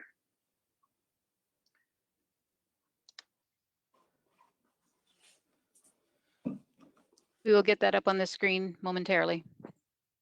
Thank you. Councillor B. McGregor, you're putting it all as one vote, or you? I would expect that people would want it separated, so we could vote on those separately. I'm fine with that. Okay, as we're putting that up there, that's the motion. Anything else, Councillor B. McGregor, before I go to questions about this motion? No, my intent is to give clarity to people around this project tonight, and I think that that was my intent from the outset in trying to work with Councillor Bondi on clarity on that motion. And I think that we've seen a lot of feedback around this. I think it's very clear that no one wants a roundabout, and I'm fully supportive of removing that. I think that we now know at least the information about the cost of using the heritage lights at the north end of Victoria. So I respect council will make a decision based on that cost and what we've heard. We've obviously heard a lot about bike lanes, and I think that is a separate item that I'd encourage everyone to think about those deputations and the feedback and the 90 comments that we received on that report. And then the fourth is just putting that amendment we had initially talked about, which I think is pretty non-controversial, but I think is an important aspect of maintaining that road well into the future.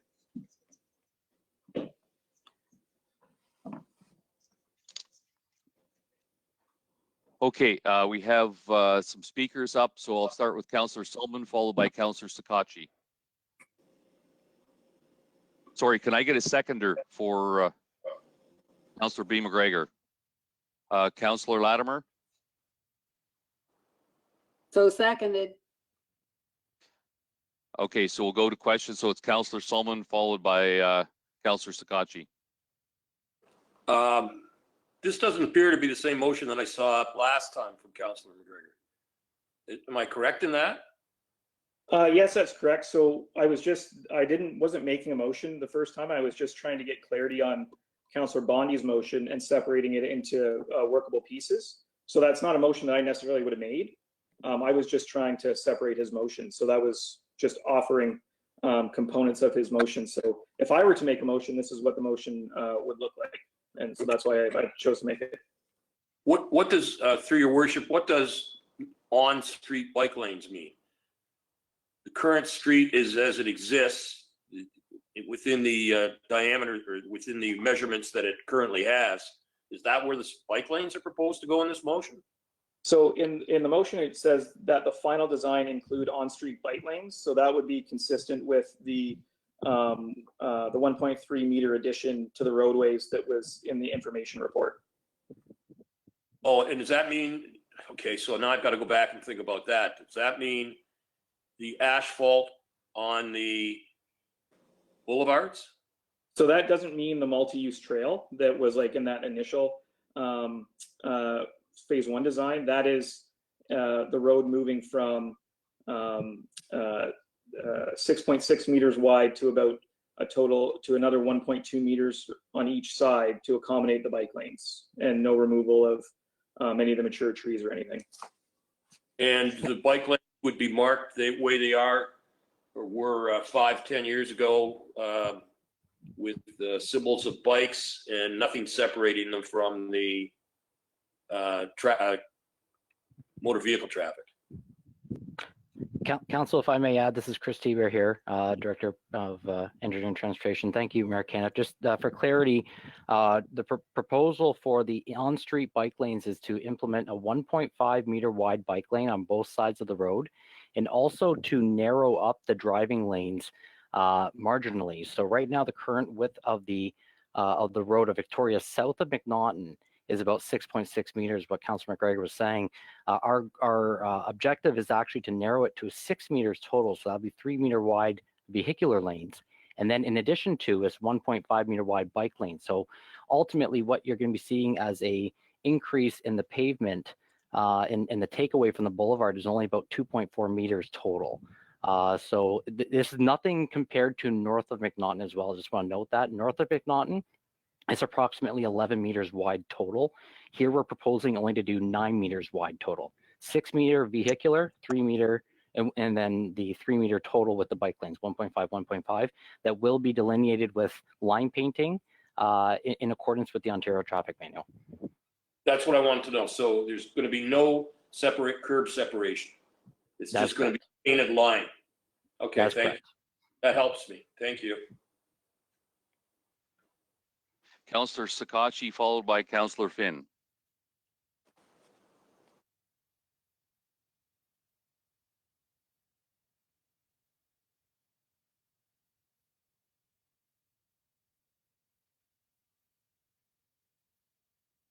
Councillor Sakachi, we can't hear you.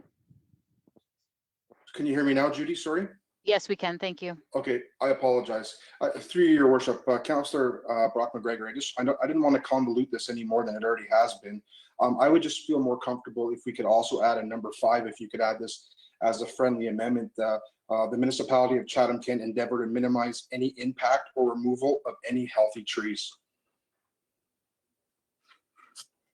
Yep, that's a friendly amendment. I think as outlined in the plan, like the information report, that was what was promoted, and more than happy to have it in the motion if that makes you feel more comfortable. It would make me feel more comfortable. And that said, number 4 that Councillor McGregor has included here, would number 4 be something that would be included on the tree cover report that was due back about 3 months ago or 4 months ago?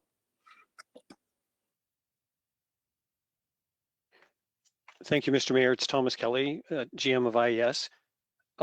My intention, I'll meet with our colleagues on this and determine the best method. But again, it's our current tree cover policy. There's a 2001 report.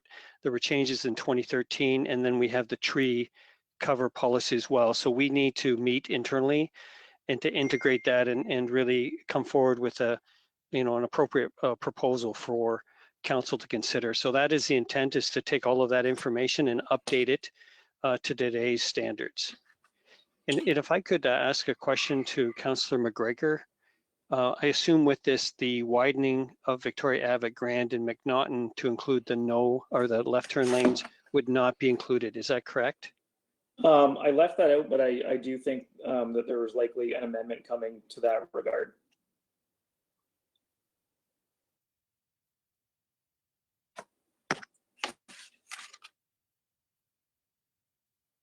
Okay, Councillor Foss, followed by Councillor Wright.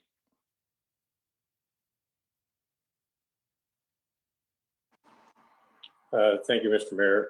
I called Thomas Kelly earlier today regarding whether there is any alternate solutions to the roundabout. And then hearing the comments today about no bumps in the road type thing, was there anything else that we could come up with rather than the roundabout to do the traffic calming? Thank you, Mayor Mr. Okay. Go ahead, Chris. Go ahead, Chris. Thank you. If I could add one, the municipality is actually, or administration is proceeding with a coming forward to council in the very near future with a document called a traffic calming policy.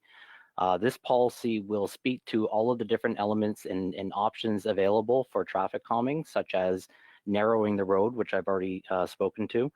That is an element of traffic calming. Traffic circles and roundabouts, of course, are highly promoted in this policy, but it does also speak to bump out features and curbs and a whole bunch of different solutions that we can investigate and explore as opportunities. So this policy will hopefully be available to work and aid in maybe a future decision for Victoria going forward if the traffic circle is not recommended to proceed with. Just to follow up then, if we do not support the roundabout, it won't be included in the consultation. But if we leave it in, it will, plus any other options. That's correct. Based on this motion, as is presented right now with no roundabout at Stevenson and Victoria, then we will not be proceeding with implementing it in the design package to present at the next PIC. Okay, thank you.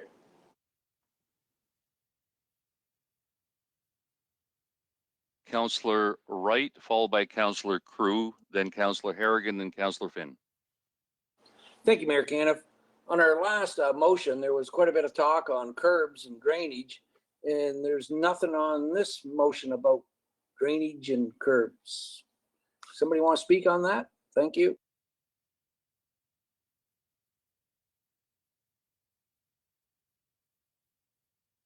If you're looking for clarity from the mover, I worded it that the final design include, so that we would be talking about the thing, voting on separate items that would be included, but it doesn't make any broad statements about overall design. So it doesn't exclude the regular things like moving the hydro lines below street if it's appropriate, or dealing with drainage or anything like that. So really what I was trying to do with the motion is provide those parties that have shown a great interest in this project some certainty on the big ticket items like the roundabout, the street lights, and the bike lanes.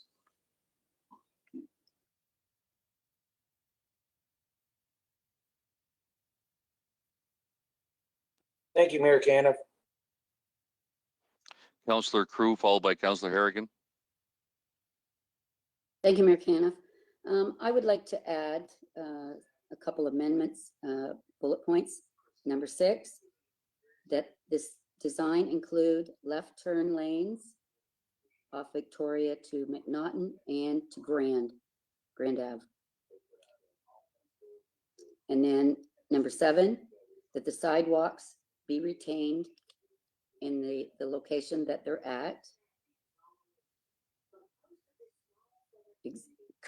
Their current locations, I guess is the right word. Marjorie, could you repeat the second one, please?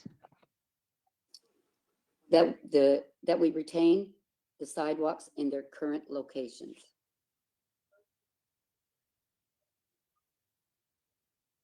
And just to clarify, I'm sure that these will be separated. So on number 1, Councillor B. McGregor, it says no roundabout. And I'm just wondering if we should change that so that, do we vote no, that we don't want a roundabout, or is it yes, we don't want a roundabout? I just want some clarity. Yeah, you would vote You see yes. The rest You of would them I vote- looked at. Yeah. You would vote yes, and that would mean that there would be no roundabout. All right. As long as everyone's clear on it. Okay. And I think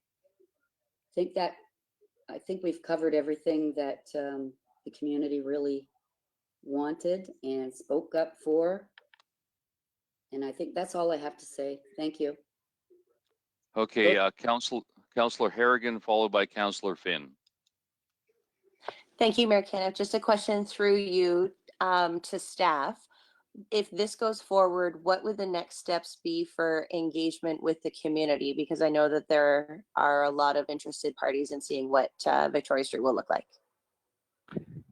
Thank you, Mayor Caniff. So we would proceed with the schedule that was provided in the report. So that would be to continue with the detailed design as per council's direction tonight and present at a follow-up subsequent PIC in September or October of 2020.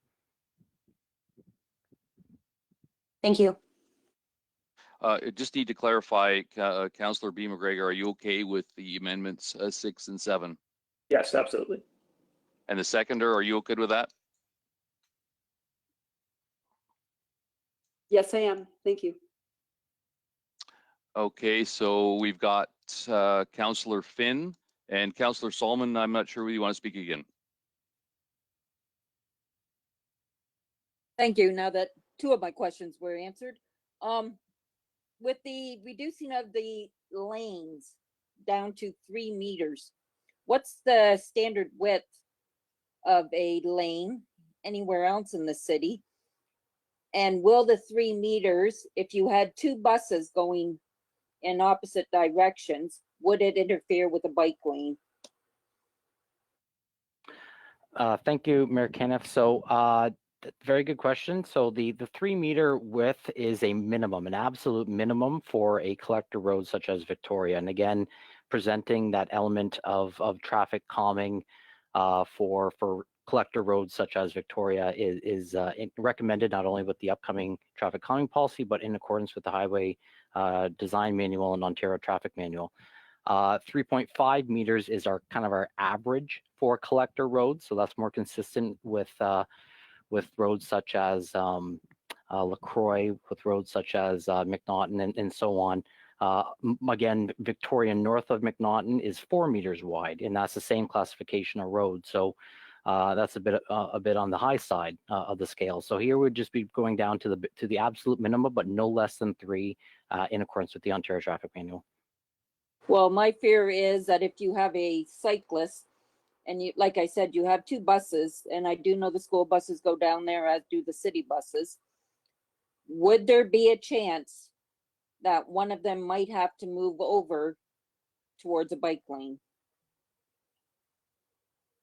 if we reduce it to 3 meters?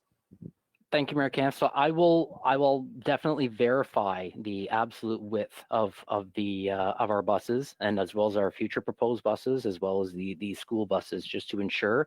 But based on the standards, and I'm certain that the Ontario Traffic Manual took into consideration the width of these vehicles going down a collector road, which would include even such as delivery trucks as well, which have a very similar width, that they would be accommodated within the 3 meter wide lane. Okay, I just don't want to see somebody get hit with a mirror off the side. That's it. Okay, last, Councillor Solomon, did you have anything to add before we, I need to want to say a couple things, and we'll put these to vote. Yeah, I did with respect to the amendment, suggested amendment with the left-hand turn lanes. Through your worship to Chris, so if you're going to do a left-hand turn lane at the corner of McNaughton and Victoria, will you have to acquire or widen the street at that location? And what extra does that cost? Thank you, Mayor Caniff. So yes, there will be a slight widening to the road at the intersection of McNaughton, as well as at the intersection of Grand, to accommodate the left turn lanes. We do not have that cost isolated out in the overall cost of the 7.2 that was presented earlier, as that was a recommendation from, and based on the comments, a lot of support for those recommendations to proceed with that direction. So we didn't move forward with trying to isolate the costs associated with that widening, but it's essentially just to accommodate a left turn lane, the required taper to fill about 4 or 5 vehicles in for a queue to turn left on Victoria, or on McNaughton, as well as on Grand. So on Victoria and McNaughton, I haven't got to Grand yet. So Victoria and McNaughton, that would then, if you've got to widen, does that simply take the boulevard on the, what would that be, the west side of Victoria at the corner? Does that reduce it? Is that what you're doing, getting closer to the sidewalk? Thank you, Mayor Camp. So an example of the widening is shown, and it was shown at the Public Information Center. So it's shown and included in Appendix A attached to the report. Both of the intersections at Victoria as well as at Grand show how we're proposing to widen the road. It doesn't show the existing road width. So you just have to try to envision how much it is widening, but it's going to flare almost equally on both the east side as well as the west side into the boulevard adjacent to McNaughton. And just for a point of clarity as well, there will be no land purchases required to accommodate this minor widening, as the boulevard width is already adequate to accommodate this. Right, and you're also putting 1.5 meters on each of the road in that area for your bike lanes too, correct? That is correct. And is that in addition to the flaring that you're going to have to do? That would be in addition to the flaring at those locations. That is correct. And the reason you don't have to acquire land is because although when citizens look at the road and they see it, that's not really what's the whole area owned by the municipality. In fact, it goes up closer to their houses than what the road appears. Isn't that correct also? Correct. It goes, I don't have the exact measurements, but it's a fair distance even beyond adjacent to the existing sidewalks that's owned by the municipality as well. Right. That's exactly what I thought. So why are we doing this at Victoria and McNaughton? To make left-hand turns? What's wrong with simply putting an advanced green there? There isn't one now.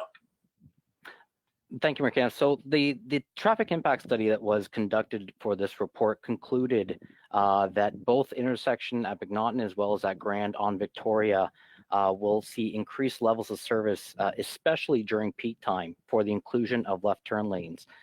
So therefore, they were strongly recommended and supported with the traffic impact study. And going forward as presented at the Public Information Center, a lot of the comments did support this recommendation as well. Well, it appears to me that at the corner of McNaughton and Grand, the residences that are there are going to, front is going to look a lot different if you put a left-hand turn lane in. At the other, you're going to be pretty tight at the east side of Victoria and Grand. There's not that house, those houses, I guess it will be two because you're going to flare it, is going to be very close to the road at that point. So I'm not going to support any of that. I think the problem with the traffic on Victoria is because council in the past put the power center in the wrong location, which diverted traffic to Victoria Avenue. That's where the traffic's come from, just as it has on Orangewood. So anyway, those are my comments. Okay, prior to putting to vote, I just wanted to clarify one thing. The current electric lines that are above ground, Mr. Kelly, are they going to be put underground? Thank you, Mr. Mayor. That is correct. Okay, and the second thing is I know I spoke a lot about the idea of taking one of the sidewalks and making a bike lane. And you sent out an update. I wanted to if you could provide everyone with that update as to why we can't take one of those sidewalks and just make it a bike lane as it stands. Could you update everyone, please? Yes, sure. Thank you, Mr. Mayor. So first of all, the sidewalks that are existing, that are there on each side of the road, the east and west side, are only 1 meter in width. So first of all, for AODA compliancy, you would like that to be at 1.5. And for a bike lane, you want it to be at least 1.8. So that's only for one-way traffic. For two-way traffic on one side only, you'd need at least 3 meters. So if we wanted to entertain that idea, we would have to replace the existing sidewalk with a 3 meter wide multi-purpose lane. And that's really different than what item number 7 is saying. It's just not a practical solution unless we're prepared to widen the sidewalk. And really that was the reason that the sidewalks were moved closer to the road in the first place, because we wanted to minimize the impact on the natural heritage and the trees. If we were to increase those sidewalks from 1 meter to 3 meter, we recognized early on that we would have a significant impact to existing mature trees. So that's why we created a design that only impacted those 2 very young trees. So that we don't see as a feasible alternative at this time. Thanks for the clarification on that, because I know that was an idea that was tossed around, and I don't think the general public heard that answer. So I wanted so that has a lot of impacts negatively against keeping the current sidewalks and trees, which is we've heard loud and clear that trees impacts very unacceptable. So we're going to put this to vote.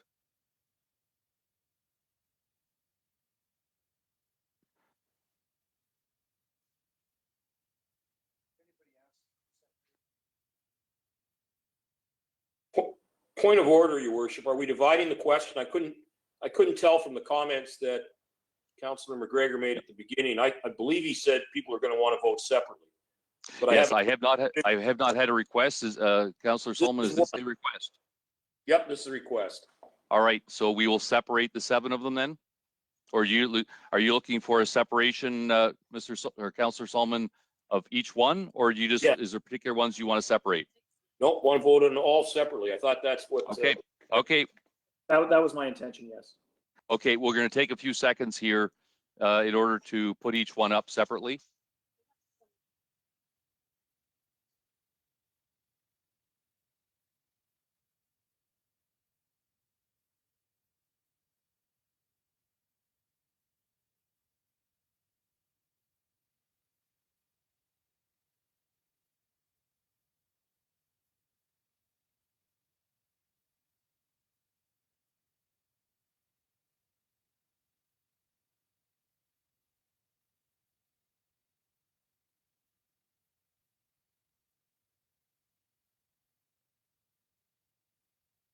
So after this vote, just let everyone know we're going to move to item 18, notice of motion, and go through that and conclude the meeting for tonight.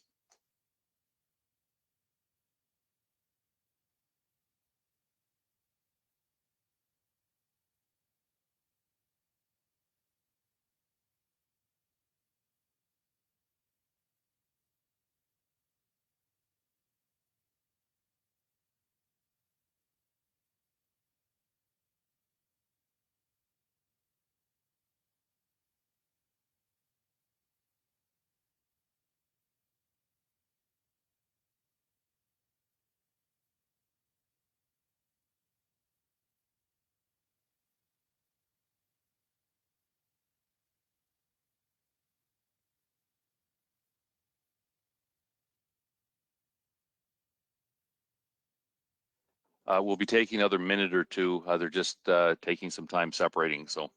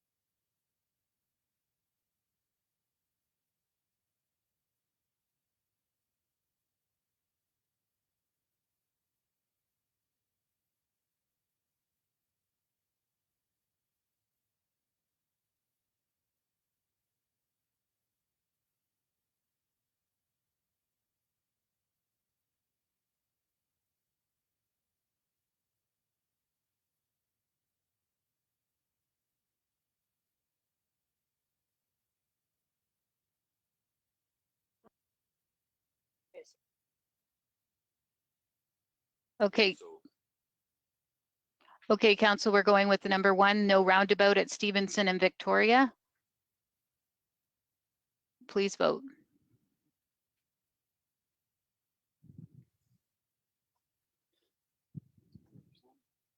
All votes are in. Motion passes. Second one.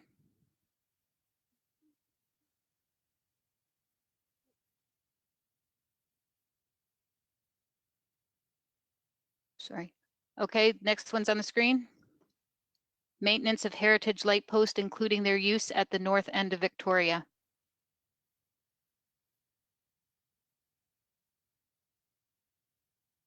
All votes are in. Motion passes. Number 3.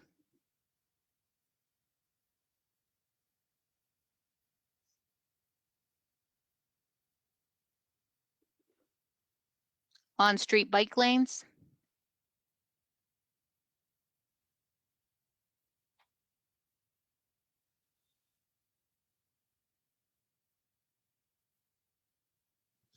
All votes are in. Motion passes. Number 4.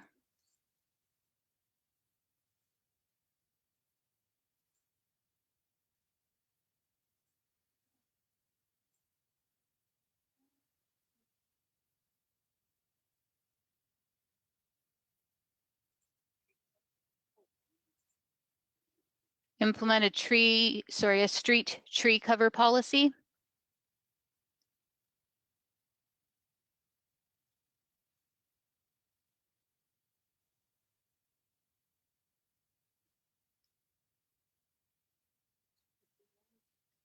One more. All votes are in. Motion passes. Number 5.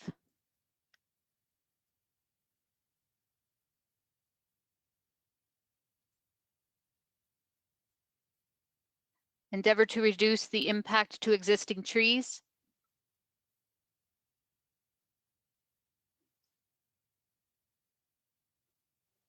All votes are in. Motion passes. Number 6.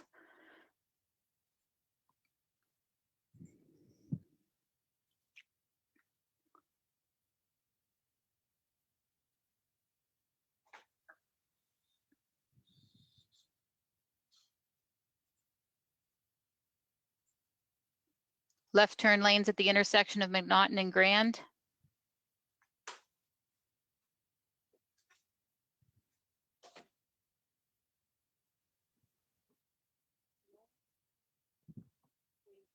One more.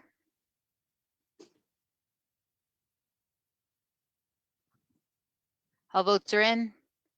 Motion passes. And the final one.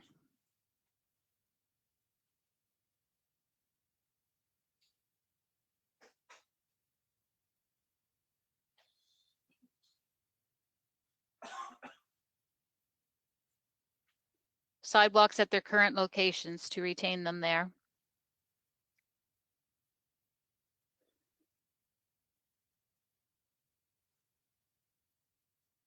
All votes are in. Motion passes.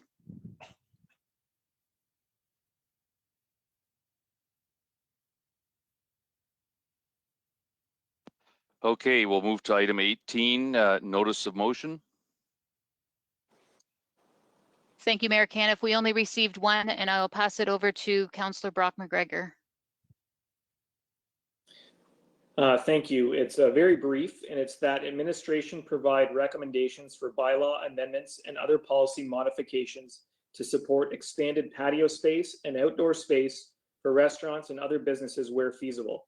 Further, administration investigate and consult with BIAs and local businesses to explore temporary street closures, lane reductions, or other uses of municipal right-of-ways by businesses to safely offer service as commercial openings expand in Ontario. And I know that there was some immediacy to this from some restaurant owners. In discussion with the mayor, we were hoping that we would use try a 2/3 vote to vote on this tonight, so we could get that information back by the next council meeting. Okay, we'll be putting that up and we can vote on that as soon as it gets put up on the screen. We need 2/3. And we need a second. Can I get a seconder for that motion, please? Councillor Scotchy? Yes, your worship.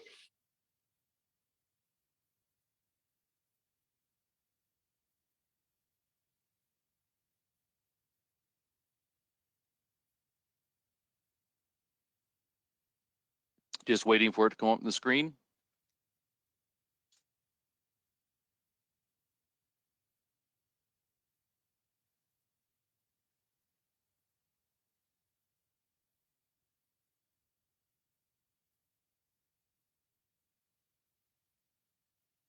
Okay, it's up on the screen.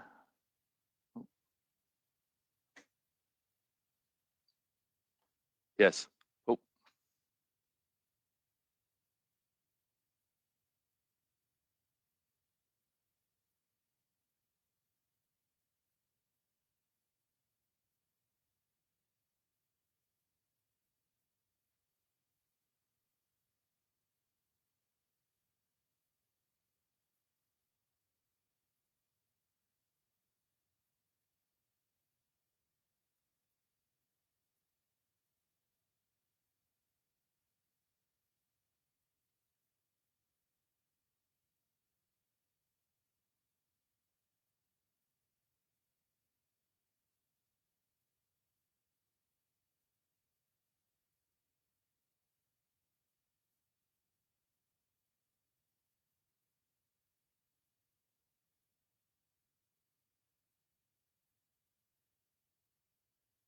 Okay, what's up on the screen there? If we can, any questions regarding that?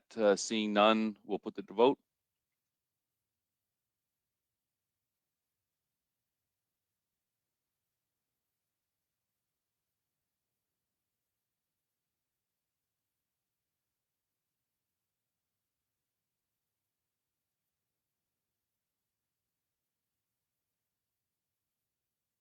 One more.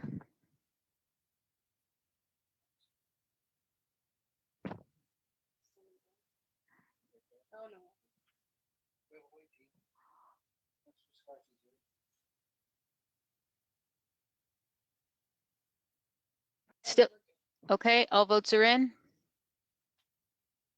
Motion passes that we can vote on that notice of motion this evening. Okay, put the notice up there. Is there any questions regarding the motion? Seeing none, we'll put it to vote.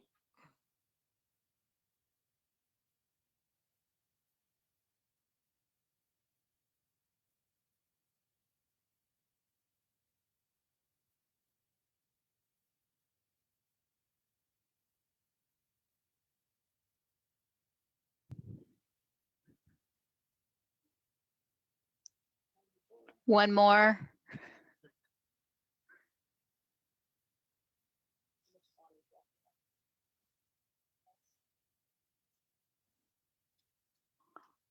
All votes are in. Motion passes. Okay, closed session reports. Councillor C. McGregor.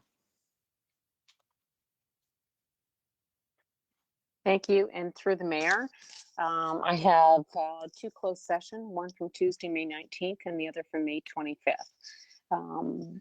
All were present for the May 19th meeting. Council received information on personal matters about an identifiable individual, including municipal or local board employees, with regard to Chatham-Kent Municipal Administration, Section 2392B, Municipal Act 2001. On May 25th, tonight, we received information that our council was directed in administration on advice that is subject to solicitor-client privilege, a trade secret or scientific, technical, commercial, financial, labor relations, information supplied in confidence to the municipal and position plan procedure criteria instruction to be applied to any negotiation carried on by the municipality with regard to CRTC fund application support, Section 2392 FI and K, Municipal Act 2009. Sorry for those trip ups. I'm dealing with 3 electronics here reading things, so, and that was in small print. So apologize for that, but move such. Seconded by Councillor Finn. Are you good with that? I'm okay with that seconding. Okay, we'll put it to vote.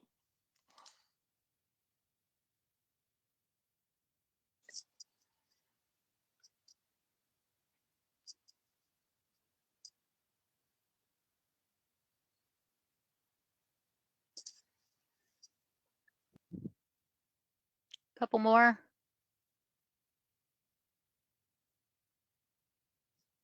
All votes are in. Motion passes. Okay, we'll defer the approval of communication items and non-agenda business to the June 1st meeting. Reading of the bylaw first and second, Councillor Solomon and Councillor Foss. You good with those? So move. So second. Anyone opposed? Carried. Third reading, Councillor Harrigan, Councillor Oche. Moved. Second. Anyone opposed? Hearing none. Resolution of council in closed session adjournment. Thank you. And through the mayor, I move that Chatham-Kent Council adjourn to its next meeting to be held on Monday, I believe June 1st, this says June 15th, 2020, and that Chatham-Kent Council authorize itself to meet in closed session on that day to discuss any matters permitted by the Municipal Act. Second by Is that the correct date? Sorry, January 1st or June 1st, is that the correct date? Yes, it is. Thank you. Okay, thank you. Second by Councillor Hall. Yeah, seconded. Anyone opposed? Hearing none, meeting adjourned. Thanks, everyone.